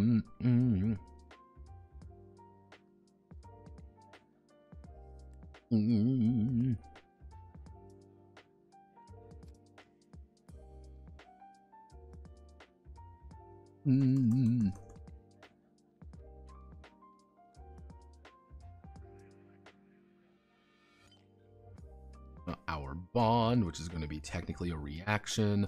When the maid uses instead of when using the boost link action. Using the boost link action instead of actually no. Increase grant an ally plus grant an ally plus link rank to their next judgment.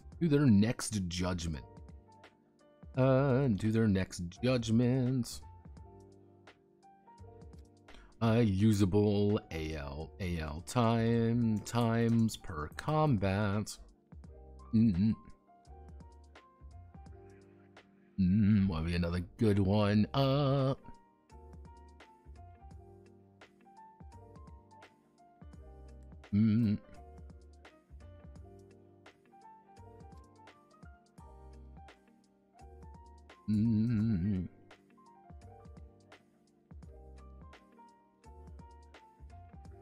When a link is damaged in combat, if within range, deal if with range, make a attack action against the original attacker, dealing plus AL, dealing plus adding plus AL damage. So it's pretty much like, yeah, you can just do retaliatory attacks with the maid.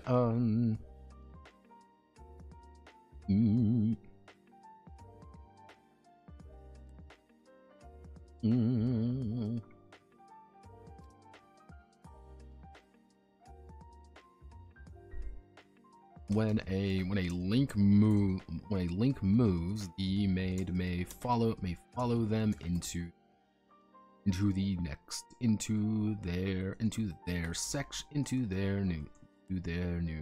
new space. The maid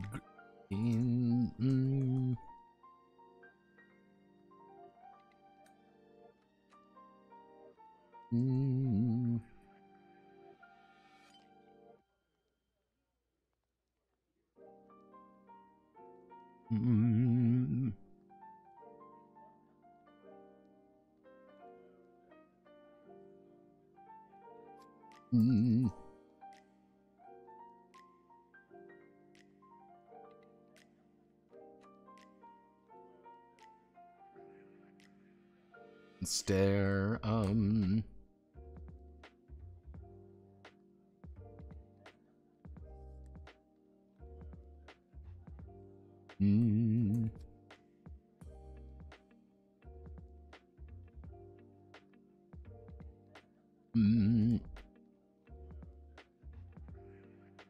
To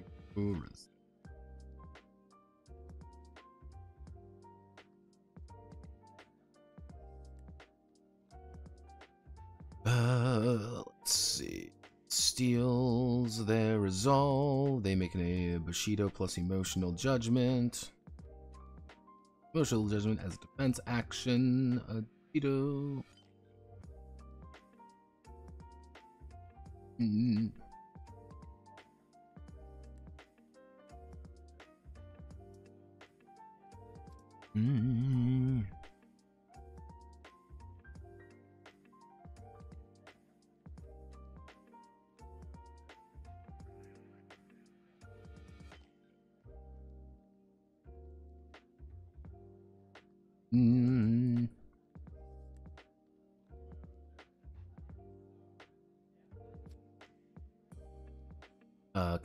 Let's see. The link can always accompany a link into their own scene and cannot be blocked and cannot be stopped and cannot be blocked.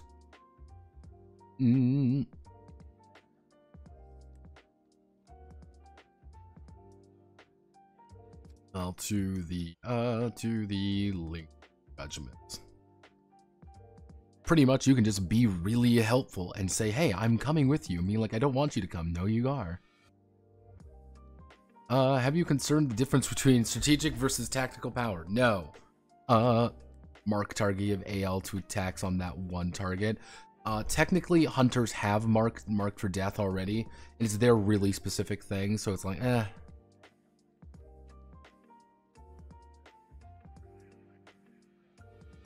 What do I want to do? Technically do so like all for one.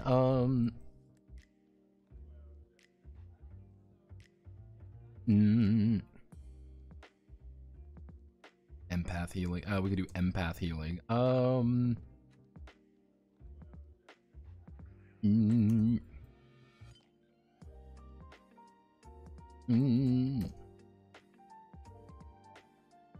Other suffering. AL times per action per combat. The maid may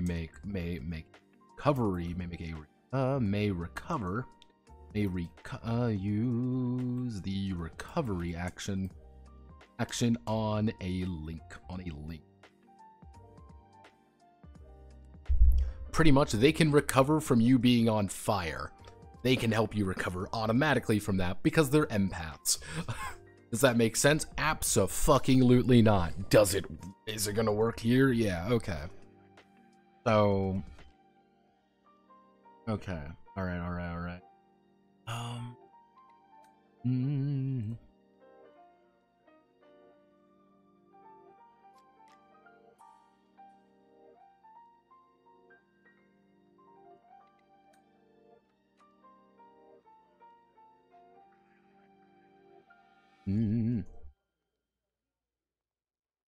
Yeah, pretty much as long as you're in guard stance, you can actually make a really stupid thing right there. Okay, alright. Let's make a character. Let's make 2 characters, actually. Because that should... not perfect, but it'll work for now. So we're going to make 2 characters, okay? So we're going to make our first character, which is going to be a hero.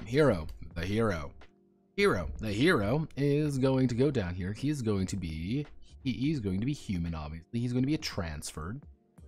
So he's going to have his emotional, his mental, his physical, his technical ability. This is going to start at 3, 3, 3, 3. Now, here's the secret with Hero. Hero's an idiot. Hero wants to be a hero, so he's going to bump up. He's got his 1 free one. He's going to bump that up. But we're also going to have Thadra. We're going to have Thadra, the wizard. Thadra is going to be a demon. Transferred human. While Thadra is going to be a demon. Is going to be a, let's say he's going to be a devil. She's going to be a devil demon. So she's going to have, if we register all of these correctly, she's going to have her emotional at 2, mental at 4, her physical at 2, and her technical at 4, and she's going to bump up her mental to 5. She also has Hellflame, that's her active ability. So that's her thing. She has Hellflame.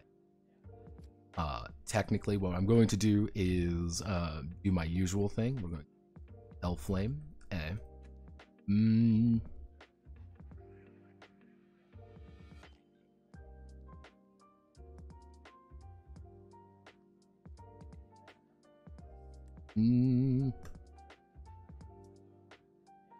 That's all she needs. That's pretty much going to be one of her abilities.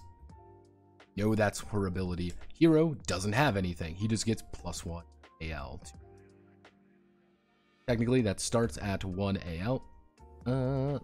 He gets +1 AL to anything, and he also gets +1. So, going down further. Classes. Take our classes. Hero is going to be hero, obviously, but Thadra's going to be a wizard. Go down here. She's going to be a wizard. And because she is a wizard, we're going to take her skills here. We're going to say she is a sorcerer. She's going to be a sorcerer wizard. That's who he is. She is a sorcerer wizard. So she has her Arcana 4, Spellcraft at 3, Research at 3, and Inquiry at 2. She gets her +1. Actually, no. 3, 5, 2, 2. She gets her +1. She's going to immediately put that, she's going to put that in Arcana. She's going a little bit better at being a wizard. She's not the smartest tool in the shed, but she doesn't need to be. So she got her +1 there, and she's going to get, if I remember, double check, 5 AL to distribute to any of their class abilities. So, we damn well know already that she's going to take a circle. She's going to have Circle of Red. She's going to have Circle of Red 2. She is going to have Perfected Focus 2. And she's going to have Cantrip Mastery. Cantrip Mastery 1. There we go. That's what we damn well know what she's going to have. That's it. And we already know she has, technically, 3 PP. 3 power points. So, we go all the way back, we go all the way down to our boy, Hero. Hero, of course, has all of these things. He's got to choose his 4 skills. Actually, he gets to choose, 4 skills, any choice.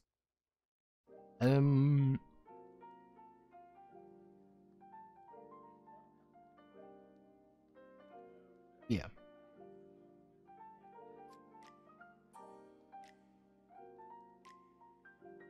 Four skills of his choice. So I'm going to go all the way back up here. Check on the skills. He gets 1 from every category. So, hero, because hero is a hero. And that's what he does. He is going to take Chutzpah dialogue. He's going to take Chutzpah.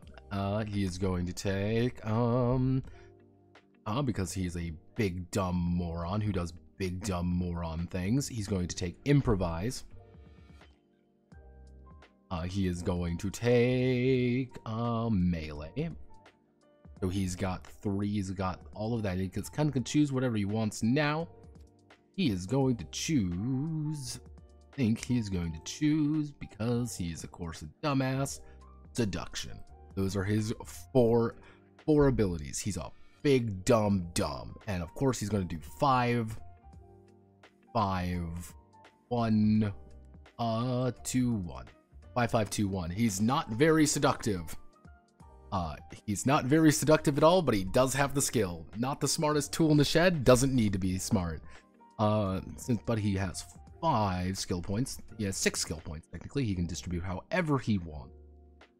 So, obviously, he is going to choose Jutsu.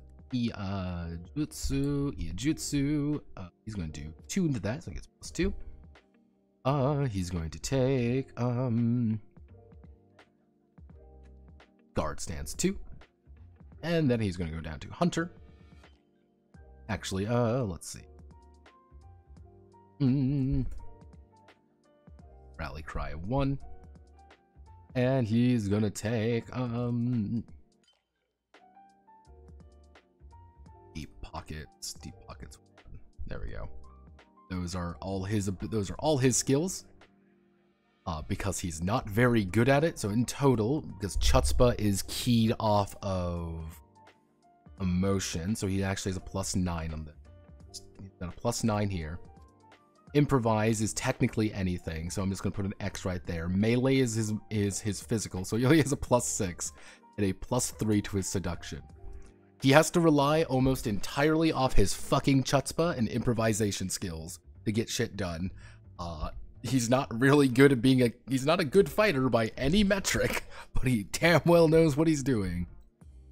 Thadra gets a +9 to her Arcana, +10 to her Spellcraft. She's a very competent Spellcrafter. She gets +7 here, and only a +4 to her Inquiry. Dealing how she distributed there, so technically it does 1 damage. She is going to do a total of 3 damage. 3 damage with her Hellflame. It's not very good. She needs to improve that later.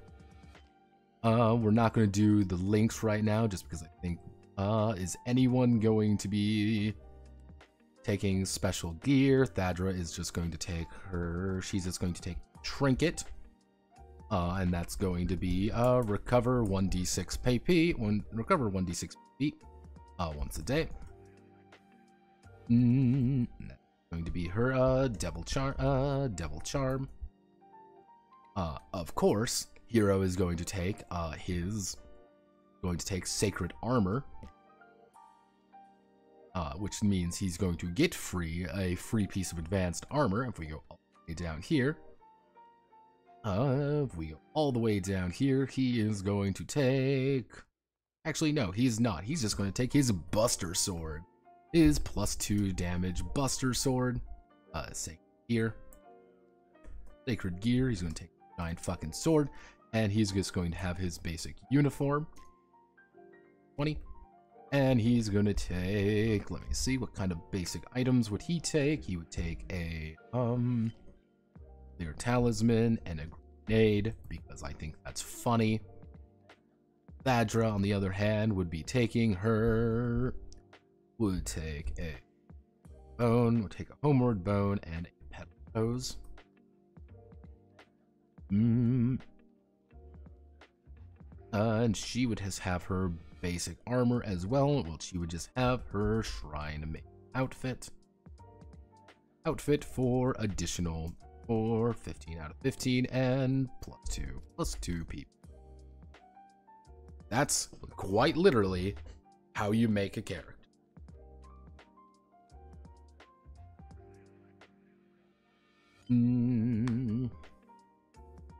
Technically, I would have to make some rote spells for her because she took 2 levels of Circle of Red, but that's really it. Yep, this is how you make 2 characters. Easy peasy lemon squeeziano. Yeah. Cuckoo choo.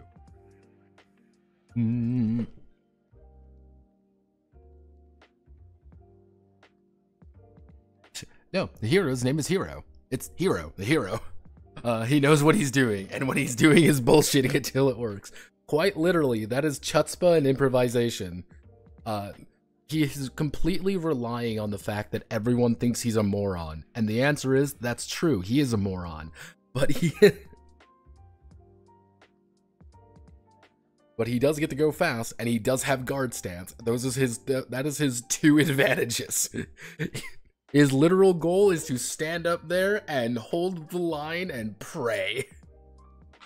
Like, I have no other plan. I am going to sit here. Technically, since he has deep pockets, I should give him so he flirts with everything, including death. Damn straight. Because remember, every level he gets 3 points of skills to distribute however he feels like. So, yeah, of course, he's going to invest almost everything into seduction.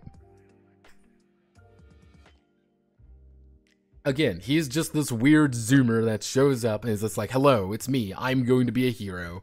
And it's just like, what's your name? Hero. Are you sure that's your name? Yeah. Again, it's Snow Crash all over again.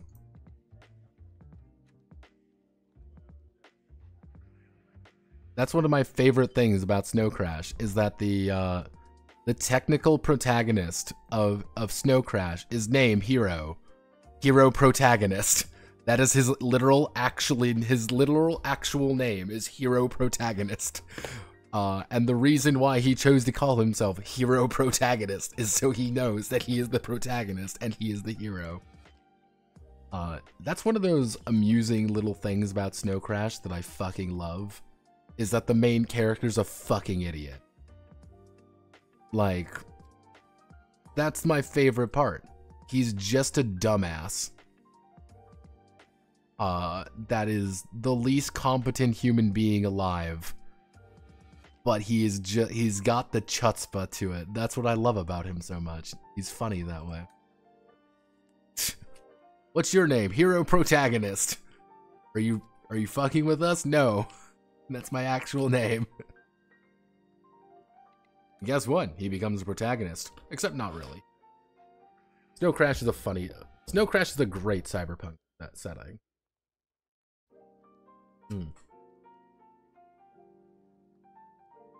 Okay. I believe we're done. Like,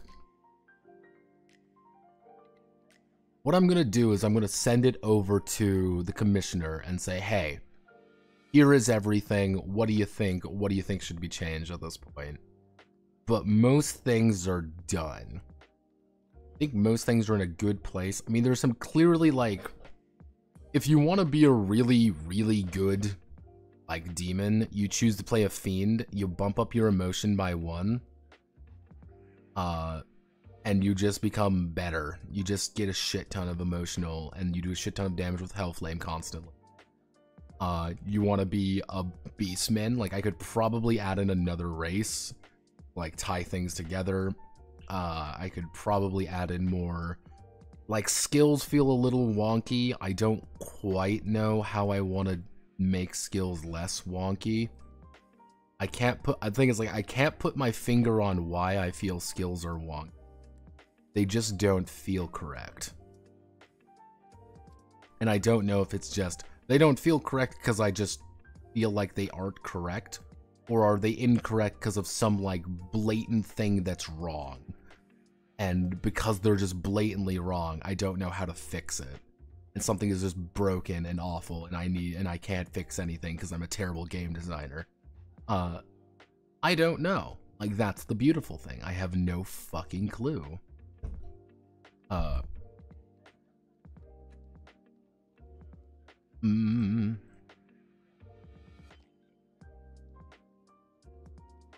I'm gonna hand it over to the commissioner and see what he kind of says about things. If he's like, hey, this is perfect and I love it and I love everything about it and I think you're the greatest person ever. Awesome. I don't have to worry about things anymore. If he's like, wow, Notepad, this is the worst shit I've ever read and I hope you kill yourself. I'm like, okay, time to fix them. Wow. Nope, you're gonna do the thing again. Okay, we're gonna...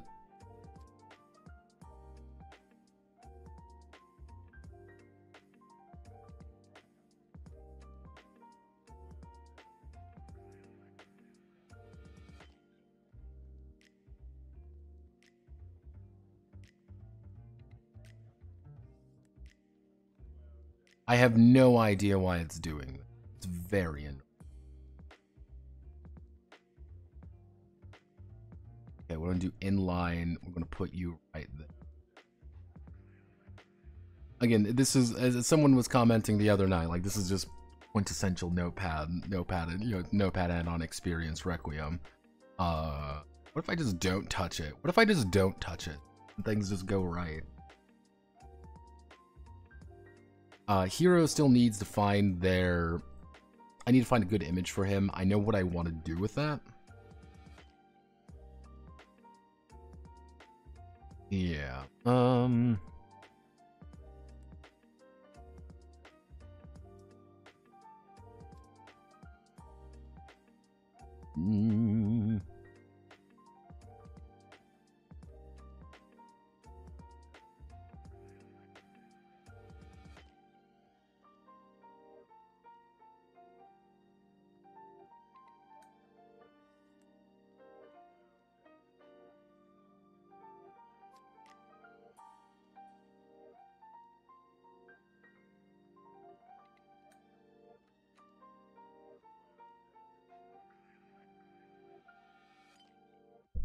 Actually, go to...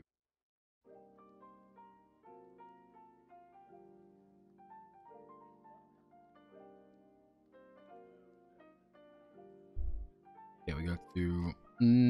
that has to change. That has to change. That has to change. That has to change.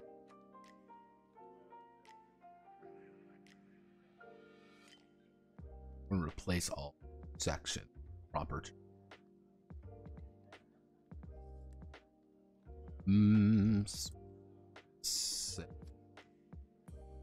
Zone area.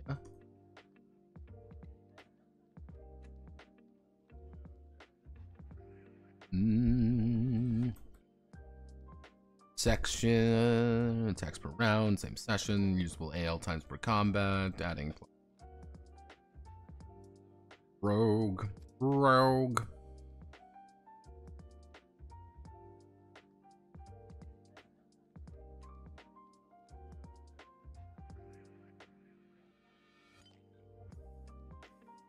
So, wowie zowie, Notepad son, you fucking suck at this. Kill yourself. Like, yeah, it's like,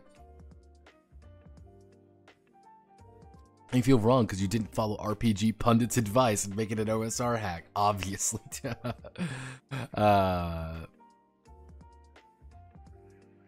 No.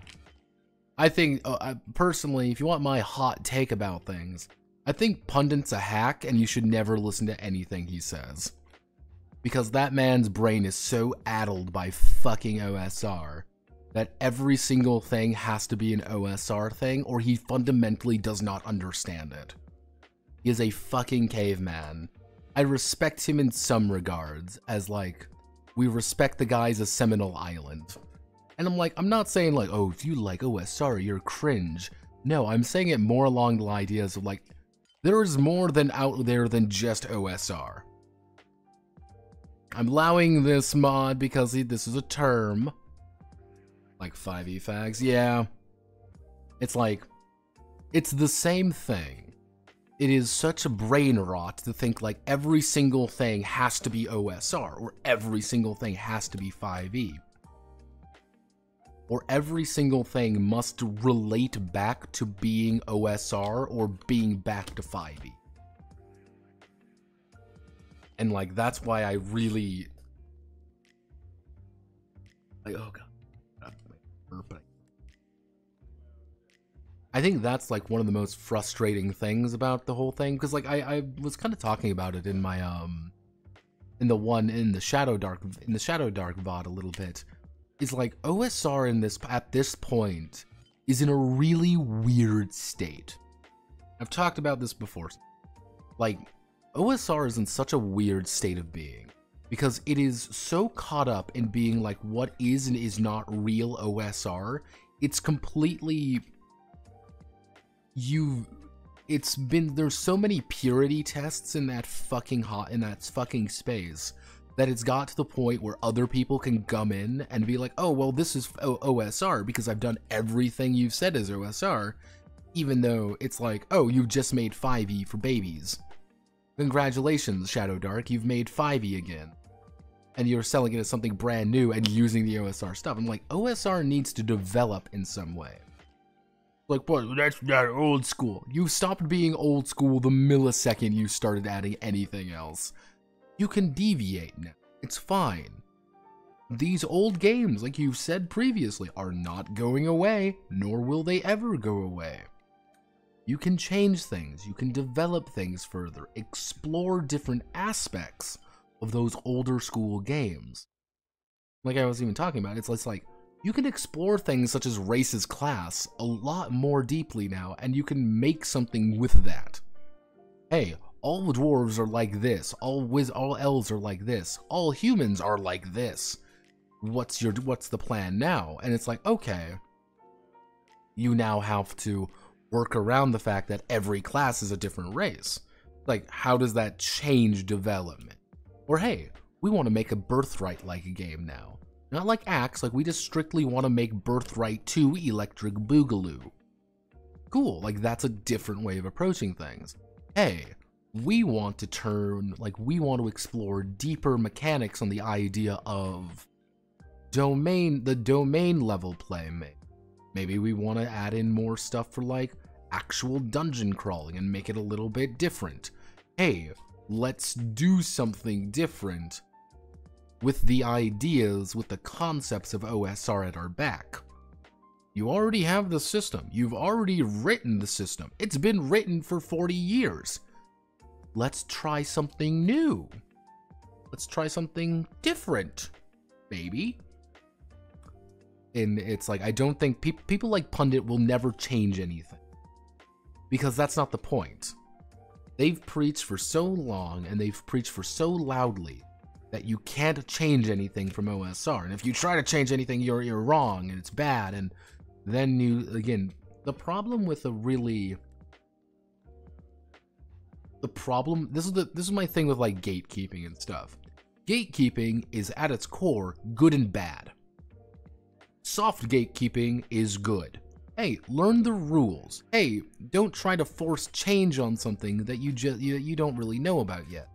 That's fine. No one really complains about the idea of, hey, to play this game, please know the rules. That's fine. No one cares. It's the really hard gatekeeping that starts fucking with things. Because then you start getting communities like RPG, like Pundit's community, which is so inbred, which is so like stuck in itself, that any deviation is sin. And if you aren't towing the line, you aren't doing it right. That's how you get shit like The Forge as well. It's like you get people so caught up in like what is and isn't right, that if someone does propose something different, if someone does bring out something different, it's immediately smacked down. Because you can't be different. Because being different is wrong. And that's why like bringing in like new community members is good, because they're gonna bring new ideas. Even if they're not good ideas. Terrible fucking ideas are great. This is the most important thing we should always remember. Terrible fucking ideas are the best. You wanna know why they're the best? Because we now know they're terrible. And we can now see, where did it go wrong? Hey, this is a terrible... D20 dice pools are terrible. Because there's so many D-fucking-20s. But hey, we can work with this now. Why was it bad? Because of these reasons. Well, maybe we can do something with this. It's, hey, we've learned something because it was bad. Hey, you brought in a cool new idea. Let's use that cool new idea to do something different. And, I don't know. But hey. Hey, Crisis Heroine was a terrible... Crisis Heroine was a great idea. It was a great mechanical foundation. And then you learn about it, you're like, oh, this is fucking horrifying because it's a rape RPG. But then you really break it apart, being like, this is a cool system. It actually encourages different things. And so, like, that's one of the reasons I really like JRPGs. Because they have such a different community. They have such a completely different vibe and different ideas of what is and isn't right, that introducing those ideas here changes shit drastically. People do not fundamentally understand Ryutama. They don't. There's a lot of people who don't get it.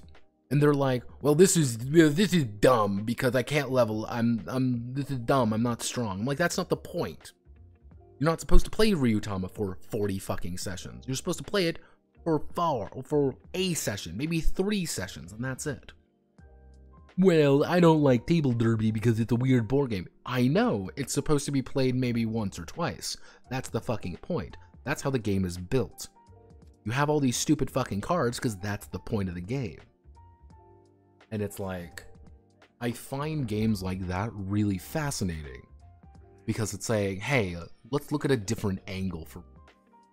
Let's look at a different idea. Let's look at a different site. Hell, this game right here, Absolute Potential, is based off fucking Magius. Yeah, Magius. I have it right over there by my Mr. Potato Head. Yeah, I got Magius finally. It's in my possession. Scanning it's going to suck. But it's like, yeah, I'm like, cool, this works perfectly because it's exactly what people want. It's very quick, it's very dirty, it's very getting to what it wants to do. This hobby is one of cycles, and I've been talking about Convergence next year, and it's going to be a fucking gamble whether or not Convergence plans out. It's like every news article I see, it's like, God, it's shifting bad, but then you see another news article where it's like, oh, we're shifting good. I don't know how it's going to end, but I know it's going to end dramatically.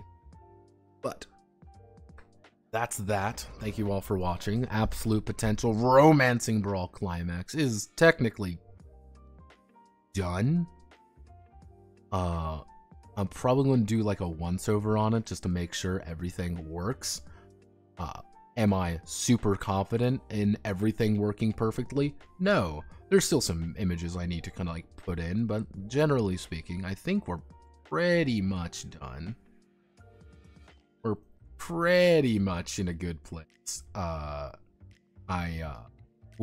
It's one of those things you need to test it in the field to make sure everything works perfectly. Will it? I don't know, but hey, I was paid for it. I took a picture of your copy. I mean, you're in beta version 0.9 going 1.0 after playtest week. It's the commissioner said, hey, I'm going to play it and I'll tell you how it works. I'm like, cool, play it and then tell me how it works. That's what I am really encouraged. That's what I kind of encourage everybody to do with my games, is tell me how it works. Do you like it? Do you enjoy it? Do you think it's good? Do you think it's bad? Tell me. I will fix shit that doesn't work. That's what I like doing. But, actually...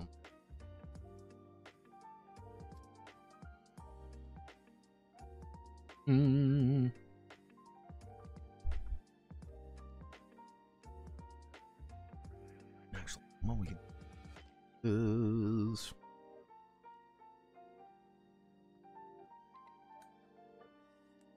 Link actions up to the link rank with the persona.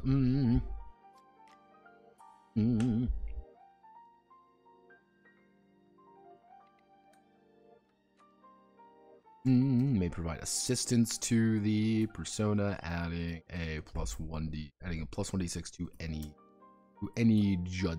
judgment during the drama act. Here, 1 we were doing 2 by 1. We were by 1. Bye.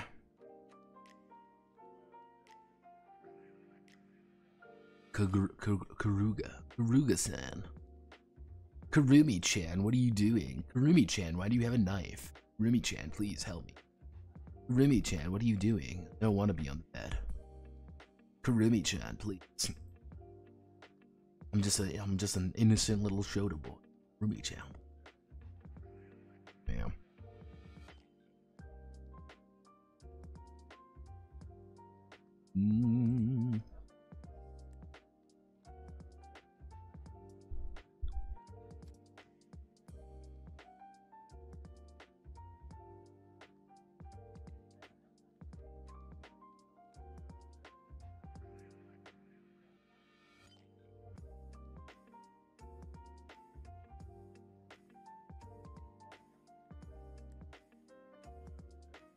Mm.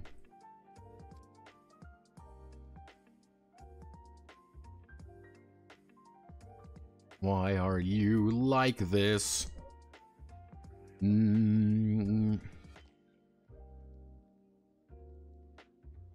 What the fuck is going on? What the fuck? Why is this happening? Why are you like this? Stop that. Right fucking now. Okay, we do that. We do heading 1. What? Why are you fucking... Oh my... That dollar store 9. One hit 9. One hit 8.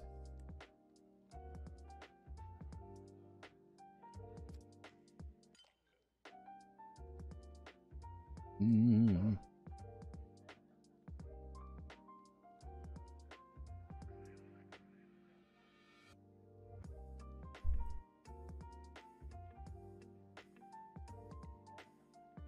Mm. Perfect. Perfectos. Perfectios. Okay. I am going to call it there. Godspeed. Good luck. Have a wonderful rest of your day. Wednesday, we will most likely... I don't really know. If we need to do some fixes on this, we'll do this. If we don't need to do fixes, we will probably start working back on the... SRD Nightmare. So, bear that in mind. Godspeed. Good luck.